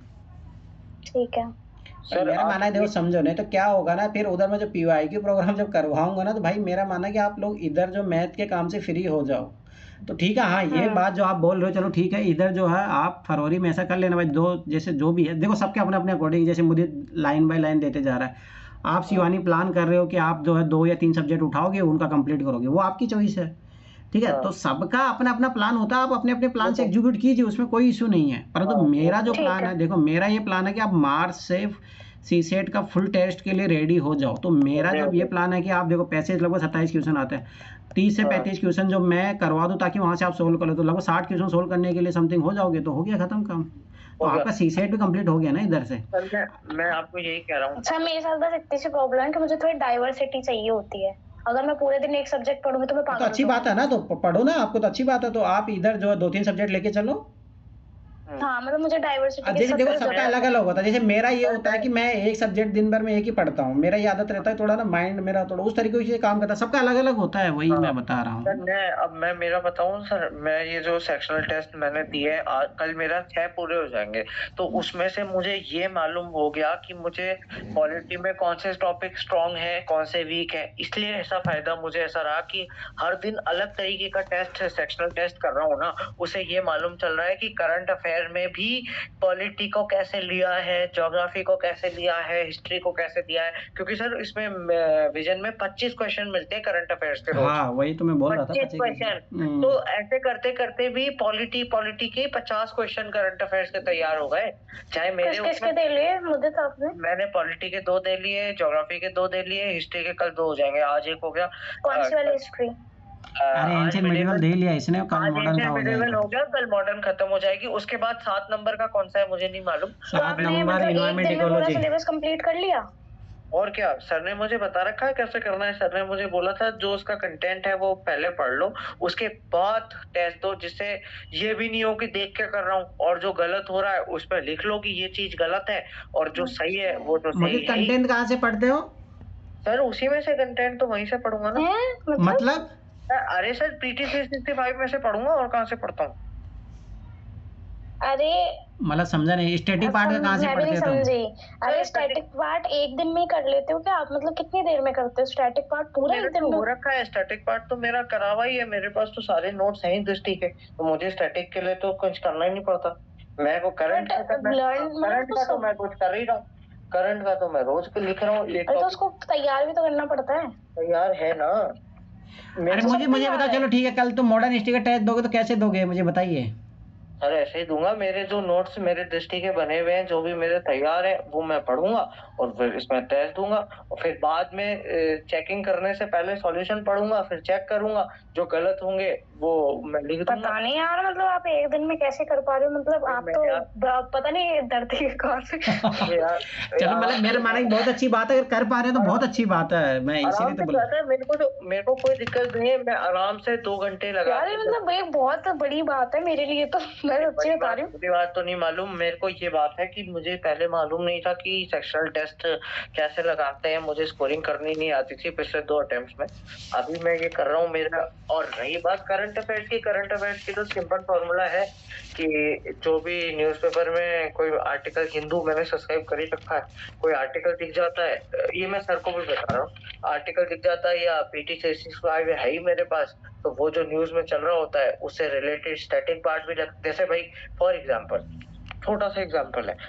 अब ये है कि भाई जीएसटी टैक्स रिफॉर्म आया 2.0, ये करंट हो गया। अब इसमें स्टैटिक तो जीएसटी काउंसिल स्टैटिक हो गई, क्योंकि जीएसटी अच्छा, काउंसिल और बाकी आप वो नहीं वो नहीं पढ़ते हो? मतलब फॉर एग्जांपल आपने जीएसटी पढ़ा, तो जीएसटी के सबसे पहले आईजीएसटी, सीएसजीएसटी, इनके सबके फैक्चुअल डेटा, और ये तो लॉ में पढ़ा हुआ ही क्यों पढ़ूं मैं? जो मेरा वहां पढ़ा हुआ है वहां मैं यहाँ बार बार नहीं पढ़ूंगा। और तो आपने मतलब यार तो पढ़ना तो पड़ेगा ना, चाहे वहां पढ़ाओ, फैक्चुअल डेटा भूल जाता है बंदा। अरे तो फैक्चुअल पूछता भी कौन है मेरे को? तो फैक्चुअल तो मैं बिल्कुल फैक्चुअल नहीं, मैं करंट अफेयर्स। भाई करंट अफेयर्स के देखो, इतनी पुरानी स्कीमें भी कभी काम आ जाए। जैसे reserve bank integrated ombudsman scheme 2021 की थी, ये अभी भी न्यूज में थी। आपकी बार जीएसटी काउंसिल की मीटिंग हुई थी, उसमें भी न्यूज में थी। और अब जैसे अभी एक स्टैटिक पार्ट है जो हमेशा न्यूज में रहता है कि पार्लियामेंट में कितने मोशन लगते हैं, कैसे कैसे। अभी इसको ओम बिरला को हटाने के लिए एक मोशन लगाया, उसके बाद ये बीजेपी एमपी है ना, कौन है वो, नीलेश। तो आपको सारे वो याद है? मतलब जो ग्रांट्स होती है, कितने तरीके की ग्रांट्स होती है, अभी कंटस याद है? कंटस कौन याद कर रहा है? उसको करंट में जोड़ के नोट्स बना लेता हूँ, उसको पढ़ लेता हूँ। अरे तो यार उसको प्रिपेयर तो करना पड़ता है ना, वही तो कह रही थी आपको, पूरे दिन में प्रिपेयर हो जाता है, एक दिन में पूरा। हाँ हो जाता है आराम से। सबके नोट्स में मैं इन स्टैटिक को मैं करंट के हिसाब से नोट्स बना के लिख लेता हूँ। जैसे मैं एक्चुअली मेरा पिछले साल तो दृष्टि में ही मेरे एडमिशन, मतलब मेरा 3 साल का कोर्स था ना, तो उसमें यही होता था, आखिरी में करंट अफेयर्स की क्लास लेते थे हम लोग, मतलब नवंबर से मई तक। तो हमें सिखा दिया, मुझे आता है ये कि स्टैटिक को करंट के साथ लिंक करके कैसे नोट्स बनाने, तो वो मैं वही कर रहा हूँ। वो मेरा उससे पिछले ये चीज मैंने फर्स्ट अटेम्प्ट में नहीं की थी, सेकंड में करी। तो सेकंड में मैंने नंबर ऑफ क्वेश्चंस बढ़ाए। जैसे मैंने अब 100 क्वेश्चन करना अब सीखा हूँ मैं। ये सर ने सिखाया है मुझे 100 क्वेश्चन करना। पहले मैं फर्स्ट अटेम्प्ट में मैंने 55 क्वेश्चन किए थे, सेकंड अटेम्प्ट में मैंने 75 क्वेश्चन किए थे, अब मैं 100 क्वेश्चन करूंगा। तो ऐसे ऐसे इस बीच मैंने दृष्टि तो से ये सीखा। आपका कहने का मतलब है आप सिलेबस को थरोली पूरा रिवाइज नहीं करते हो, नहीं करता, सिर्फ मैं करंट बेस्ड करते हो। हाँ, करंट बेस्ड में करंट को स्टैटिक में जोड़ के लिख देता हूँ। ठीक है। मेरा ऐसा मेरा शुरू से ऐसा ही, ये चीज सर को भी मालूम है, अपने पीआर मीना सर को ये चीज मेरी मालूम है शुरू से कि मैंने ऐसे ही किया है और ऐसे ही मेरे नंबर ऑफ क्वेश्चंस अटेम्प्ट बढ़े हैं। मतलब 55 से 75, अब मेरा टारगेट है 100 का भाई, जिसमें 100 में ये है कि भाई 70 क्वेश्चन में 30 क्वेश्चन मैं मेरी नॉलेज के बेस पे कर सकता हूँ। उसके अलावा जो सर ट्रिक सिखाएंगे 1 तारीख को, उनसे 40-45 क्वेश्चन हो जाएंगे। ये हो गए 75 सही 100 में से, और 25 में से जो आता होगा वो कर लिया, जो नहीं आता होगा या तो गलत या छोड़ो। पढ़ूंगा तो है ही नहीं, गलत ही होगा। और मैं ये भी नहीं सोचा कि हो सकता है कि भाई अब की बार ट्रिक इतनी आसान तरीके से। देखो मोदित, एक चीज याद रखना ना, ठीक है, मैं तुम्हारा सब कुछ चीजें ऑब्जर्व कर रहा हूँ। देखो पहली चीज जो, जैसे मान के चलो आप टेस्ट देते हो, तो पहले ठीक है, आप जो जिस तरीके से भी आप रिवाइज करो या आपका स्टैटिक पार्ट मजबूत है, बहुत अच्छी बात है। अगर आपका है तो बहुत अच्छी बात है ना। अब मान के चलो कि आप पहली बात तो जो ट्यूशन पेपर लेके बैठते हो, तो विथ ओएमआर बैठा करो, पहली चीज। मैं ओएमआर ही बैठता हूँ। ठीक है। दूसरी बात, आप मतलब घड़ी आपके पास सामने होनी चाहिए। आप प्रॉपर 2 आवर्स का आप पूरा यूज किया करो उसमें। अब ऐसा नहीं कि कुछ लोग क्या होता है 10 मिनट बाद में उठ के इधर जा रहे हैं, वो जा रहे हैं, मतलब वो नहीं होना चाहिए। ये तो नहीं। और दूसरा, जैसे कुछ लोग क्या करते हैं ना, सुनो मुझे, में लिखता हूँ। हाँ, कुछ लोग क्या करते हैं उसका सॉल्यूशन पढ़ के फिर टेस्ट देते हैं, तो वो गलती मत करना। ये तो पता मेरे को तो है ना, अभी तक सब बिलीव नहीं हो रहा कि मुझे तो 1-2 घंटे में मतलब स्टैटिक पार्ट पोर्शन कर लेता है। मैं मतलब बेहोश हो जाऊंगी। अरे बेहोश की बात नहीं है। नहीं, ये उल्टा है। तुम्हें पता है शिवानी, यही चीज चाहिए आखिरी में। आपके पास इतने कंसोलिडेट नोट्स होने चाहिए कि आप फिर ऐसे तो पीटी से पहले कैसे रिवाइज करोगे। सोचो जब एक दिन में सब्जेक्ट रिवाइज नहीं कर रहा था। पर अभी मतलब मैं उस दिन तो कर लूंगी, मतलब जैसे मई आएगा ना, मेरा भी ऐसे मतलब उस फेज में मैं आ जाऊंगी। बट अभी मुझे ये चाहिए कि मैं डीप पढ़ाई करूँ, डीप। एक चीज और बताऊं सर, मैं 3 साल से कर रहा हूँ, तो अब तो 3 साल में तो मुझे मालूम है ना स्टैटिक का क्या है, कैसे है, अब मुझे मालूम है ना। और तो 2024 से मैं भी 2024 से मेरा फर्स्ट अटेम्प्ट था, मेरा ये भी थर्ड होगा। तुम्हारा फर्स्ट अटेम्प्ट 2024 से था, मैं पढ़ाई 2023-22 से कर रहा हूँ यार, क्या हुआ। मैं 2022 तक से इसमें लगा हुआ हूँ, तो मुझे चाहे मैंने अटेम्प्ट फर्स्ट 24 में दिया, फिर सेकंड 25 में दिया, थर्ड अभी 26 में दे रहा हूँ, तो उससे 3 अब मेरे को लगभग 22, आप देख लो कितने साल हो गए। मेरे को मालूम है ना स्टैटिक, इसलिए तो कोचिंग से ये फायदा हुआ ना मुझे दृष्टि में कि मुझे मालूम है स्टैटिक का दायरा। अब कुछ भी नया आएगा वो करंट में ही आएगा, अब स्टैटिक में तो वो घुसेड़ नहीं सकते। तो हर चीज वो मतलब करंट से लिंक करके थोड़ा पूछेंगे। क्यों नहीं पूछेंगे? अरे तो वो तो उसमें जो मुझे तरीका मालूम है, जो हमें दृष्टि में सबको यही तरीका, सभी इस तरीके से करते हैं एक्चुअली। मैं कोई नया चीज नहीं कर रहा उसमें। मैं स्टैटिक भी लिखता हूँ, मतलब मैं क्या, सब स्टैटिक भी लिखते हैं और करंट भी लिखते हैं, तो मालूम पड़ जाता है ना कि भाई ये स्टैटिक था, अब ये करंट है, अब कुछ भी पूछ लो। और जो सही है, वो अप्रोच सही है, वो तो ट्रिक है। अब सर देखो नहीं आएगा जो, वो ट्रिक तो भाई। अब ठीक है, चलो सुनो अभी इधर बात। तो कल से जो है सीसेट की क्लास होगी, ठीक है, जितने भी दिन अपने पास बचे हैं, ताकि मेरा प्लान है कि उसमें इंपॉर्टेंट चीजें मैं करवा दूं, जहां से भी बेसिक क्वेश्चन पूछता है, ठीक है, पहली बात। दूसरी बात, ताकि अपन 1 तारीख से जब करें तो उसमें अपन ऐसा करेंगे कि फिर जो है सीसेट कम से कम करना पड़े अपन, मतलब मेरा मानना है कि लगभग इंपॉर्टेंट पार्ट हो जाएगा, मतलब ठीक है। मैं ट्राई करूंगा कि लगभग 10-11 दिन है तो 11 दिन में 9 दिन के समथिंग मैं क्लास लूँ। 9 दिन में बहुत कुछ कवर कर लेंगे अपन। रेगुलर पढ़ते हैं तो ज़्यादा और चीज़ें जल्दी होती है, ठीक है। तो ये चीज़ याद रखना कि अपन जैसे एचसीएफ एलसीएम और रेशियो कल ही हो जाएगा, एक ही दिन में हो जाएगा, उसमें ज़्यादा टाइम नहीं लगेगा। अब मैं फिर बताऊँगा, बहुत छोटे छोटे टॉपिक है। अब जैसे नंबर सिस्टम एक बहुत बड़ा टॉपिक होता है, रीजनिंग वाले भी टॉपिक 1-1 दिन के रहेंगे। हाँ, कुछ टॉपिक जैसे कैलेंडर हो सकता है, वो थोड़ा वो आराम से पढ़ेंगे, वो शायद मार्च में पढ़ेंगे, कि जो बड़े टॉपिक है कैलेंडर, वो बड़ा टॉपिक है, उसके लिए थोड़ा टाइम लगेगा, तो अपन उसको रेगुलर उस तरीके से पढ़ेंगे। और मुझे जो लग रहा है कि एक दिन में जो 2-3 टॉपिक कवर हो सकते हैं, जैसे डायरेक्शन वाला है तो डायरेक्शन में ज़्यादा टाइम नहीं लगता है, रीजनिंग वाले टॉपिक हो गया, ठीक है। जो इजी टॉपिक रहेंगे वो अपन जल्दी जल्दी कर लेंगे, ठीक है। तो अपना इधर ये प्लान है कि लगभग 30 से 35 क्वेश्चन का अपन दायरा कवर कर ले, फिर आखिरी में जो छुटपुट क्वेश्चन आते हैं, कभी आते भी हैं कभी नहीं आते, तो वो अपन मार्च में कर लेंगे आराम से, ठीक है। ताकि आप लोग मार्च से जो है अपना संडे के संडे, तो उसमें संडे तो छुट्टी रहेगा ही, मतलब संडे को आपको टेस्ट लगाने को रहेगा, ठीक है। मंडे तो अपना सैटरडे क्लास जो भी है, फ्राइडे तक तो मतलब थर्सडे तक तो सिंपल सी बात है कि जीएस वाली रहेगी, फ्राइडे, हाँ फ्राइडे और सैटरडे को जो है अपन सीसेट वाली कर लेंगे। तो ट्राई ये करेंगे कि मार्च में जो है सीसेट की क्लास सारी कंप्लीट हो जाए, क्योंकि जब अपन अप्रैल में जब जाएंगे तो उधर ये मान के चलो कि अपना लगभग आधा पार्ट इधर इसका भी हो जाएंगे पीवाईक्यू प्रोग्राम का, फिर आधा पार्ट अप्रैल में अपना ये रहेगा कि जो पीवाईक्यू वाली जीएस वाला वो सारा कंप्लीट हो जाए, मई में जो है अपन सारा उधर कंप्लीट करेंगे, मतलब समझ रहे हो ना। तो उस तरीके से प्लान लेके चलना पड़ेगा, तब जाके काम चलेगा अपना, ठीक है। ठीक है, no problem sir, no problem. और मैं यही सर अभी फिर दोबारा भी यही कहूंगा कि सर अभी जो जैसे आज तक जो भी होना था, मतलब एनसीईआरटी का अपन ने ज्योग्राफी का कर लिया लगभग सारा ही। उसके अलावा सर ये जो कल से 11 दिन है, 18 से 28, सर ये बिल्कुल अपन वेस्ट नहीं करेंगे। आप अगर संडे छोड़ दो तो संडे कितने आ रहे हैं इसमें, एक 22 का संडे है, तो एक ही मेरे हिसाब से एक ही संडे आ रहा है इसमें, राइट। तो अगर एक संडे भी छोड़ दो तो भी 10 दिन है सर। इस 10 दिन में आप बिल्कुल मतलब ढील नहीं देना सर, प्लीज। मैं आपको हम्बल रिक्वेस्ट है। सीसेट का लगभग अपने नंबर सिस्टम कंप्लीट होने से सीसेट लगभग 50 से 55% कंप्लीट हो जाएगा, और अपना नंबर सिस्टम 75% कंप्लीट है।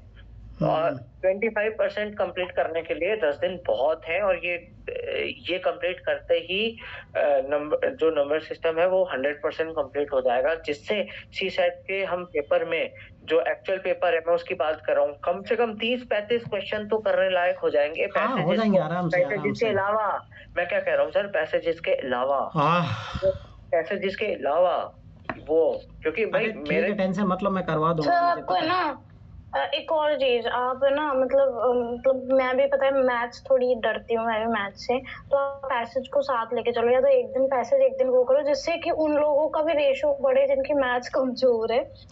तो भाई पहले अपन ये कर रहे हैं ना, तो रीजनिंग मैथ में अपना जो वो पार्ट तो कर ही लेंगे जो मतलब भाई इंपॉर्टेंट है। और जो पैसेज वाली जो ये मानी चलो अप्रैल के 20 अप्रैल के बाद में पैसेज चलेगा, फिर उसके बाद में जो पैसेज जैसे कंप्लीट होगा उसके बाद में रीजनिंग मैथ में शुरू करूंगा, मतलब पीवाईक्यू वाले प्रोग्राम की। अब पैसेज की अगर क्लासेज करनी है तो ऑलरेडी क्लासेज तो पढ़ी है पिछले 2 सालों की, वो कर ही सकते हो सर। वो तो कर ली ना आपने, जैसे मैंने आपसे शायद जुलाई में ज्वाइन किया था, तो सबसे पहले काम मैंने आपको यही बोला था पहले दिन कि सर मैं मैथ से डरता हूँ, जो आज नहीं डरता हूँ, अब नहीं डरता एक्चुअली। मतलब जो अब आपने जो जैसे नंबर सिस्टम से शुरू किया आपके साथ मैंने, और आपकी क्लासेस भी देखी, अब बिल्कुल डर नहीं लगता मुझे। एक चीज, दूसरी चीज ये कि सर पैसेज में आपने मुझे जब ही बोल दिया था कि पैसेज की क्लास कर लो, और जिस दिन आप हर एक वीक मेरे सर पर्सनल क्लास लेते थे, आपको याद है या भूल गए सर? आप नहीं भूल गए तो सर उसी में आपसे मैं हर वीक डिस्कस कर लेता था पैसेज का। तो पैसेज का आई एम रेस्ट अश्योर, और पैसेज का भी ये। और एक चीज बता दूं, पिछली बार सर मैं आपसे नहीं जुड़ा था, आप फिर भी मुझे लिंक भेजते थे मतलब अपनी क्लासेस का, पैसेज वालियों का। तो सर उन पैसेज की बिना पे मेरे अभी कितने पैसेज आए थे सर, एक पैसेज को छोड़ के सारे पैसेज सही है। तो अच्छी बात है ये तो क्लास देखने मात्र से सर, वो क्लास देखने मात्र, सुनने मात्र से, जिसमें आप सर शायद मोनिका का भी नाम लेते थे, किसी का नाम लेते थे, 1-2 बच्चों का आप मेरे को याद है। मैंने वो क्लासेस अब देखी और उनको पेपर के साथ सॉल्व किया, आपकी स्पीड आ गई मुझे सॉल्व करने में। तो शिवानी देखो, पहली बात वो जो आप चीज बोले पॉसिबल भी नहीं है, दूसरी बात आप चीज सोचो ना, जिसको करनी है अगर वो पैसेज वाली क्लासेज वो तो है ही ना ऑलरेडी, ठीक है, तो उसकी जरूरत है ही नहीं, मतलब ये आप ये भी बात समझिए ना। बिल्कुल सही। तो सर अब हम मेरे को और शिवानी को तो जो आज क्लास में थे आपने बता दिया। अब एक बार भगवान के लिए क्या, मतलब ग्रुप में आप लिख देना प्लीज। मैं मैसेज कर दिया हूँ, टेंशन मत, पहले जाके देख लीजिए, मैसेज हो गया। अरे मैं व्हाट्सएप चलाऊंगा तो ये मेरी क्लास उड़ जाती है। तो मैंने भेज दिया, टेंशन मत लो, ठीक है। कल से अपन सीसेट ही करेंगे, क्योंकि सर ना फिर बच्चे आपके कान खाएंगे कि अरे सर आपने तो ज्योग्राफी, अरे भाई ज्योग्राफी में आता ही कौन है, तुम दोनों तो आते हैं, ये शिल्पा आती है, बस हो गया काम खत्म। खत्म। हाँ वो तो है सर, वो तो हमें मालूम ही है। कल से रेगुलर सीसेट की क्लास होगा 28 फेब से 28 फेब तक ओनली सीसेट का क्लास होगा पर डे। ठीक है मैं, हाँ चलो ठीक है फिर, बाय बाय, गुड नाइट, सो जाइए ठीक है। जाके। ओके सर, मिलते हैं कल।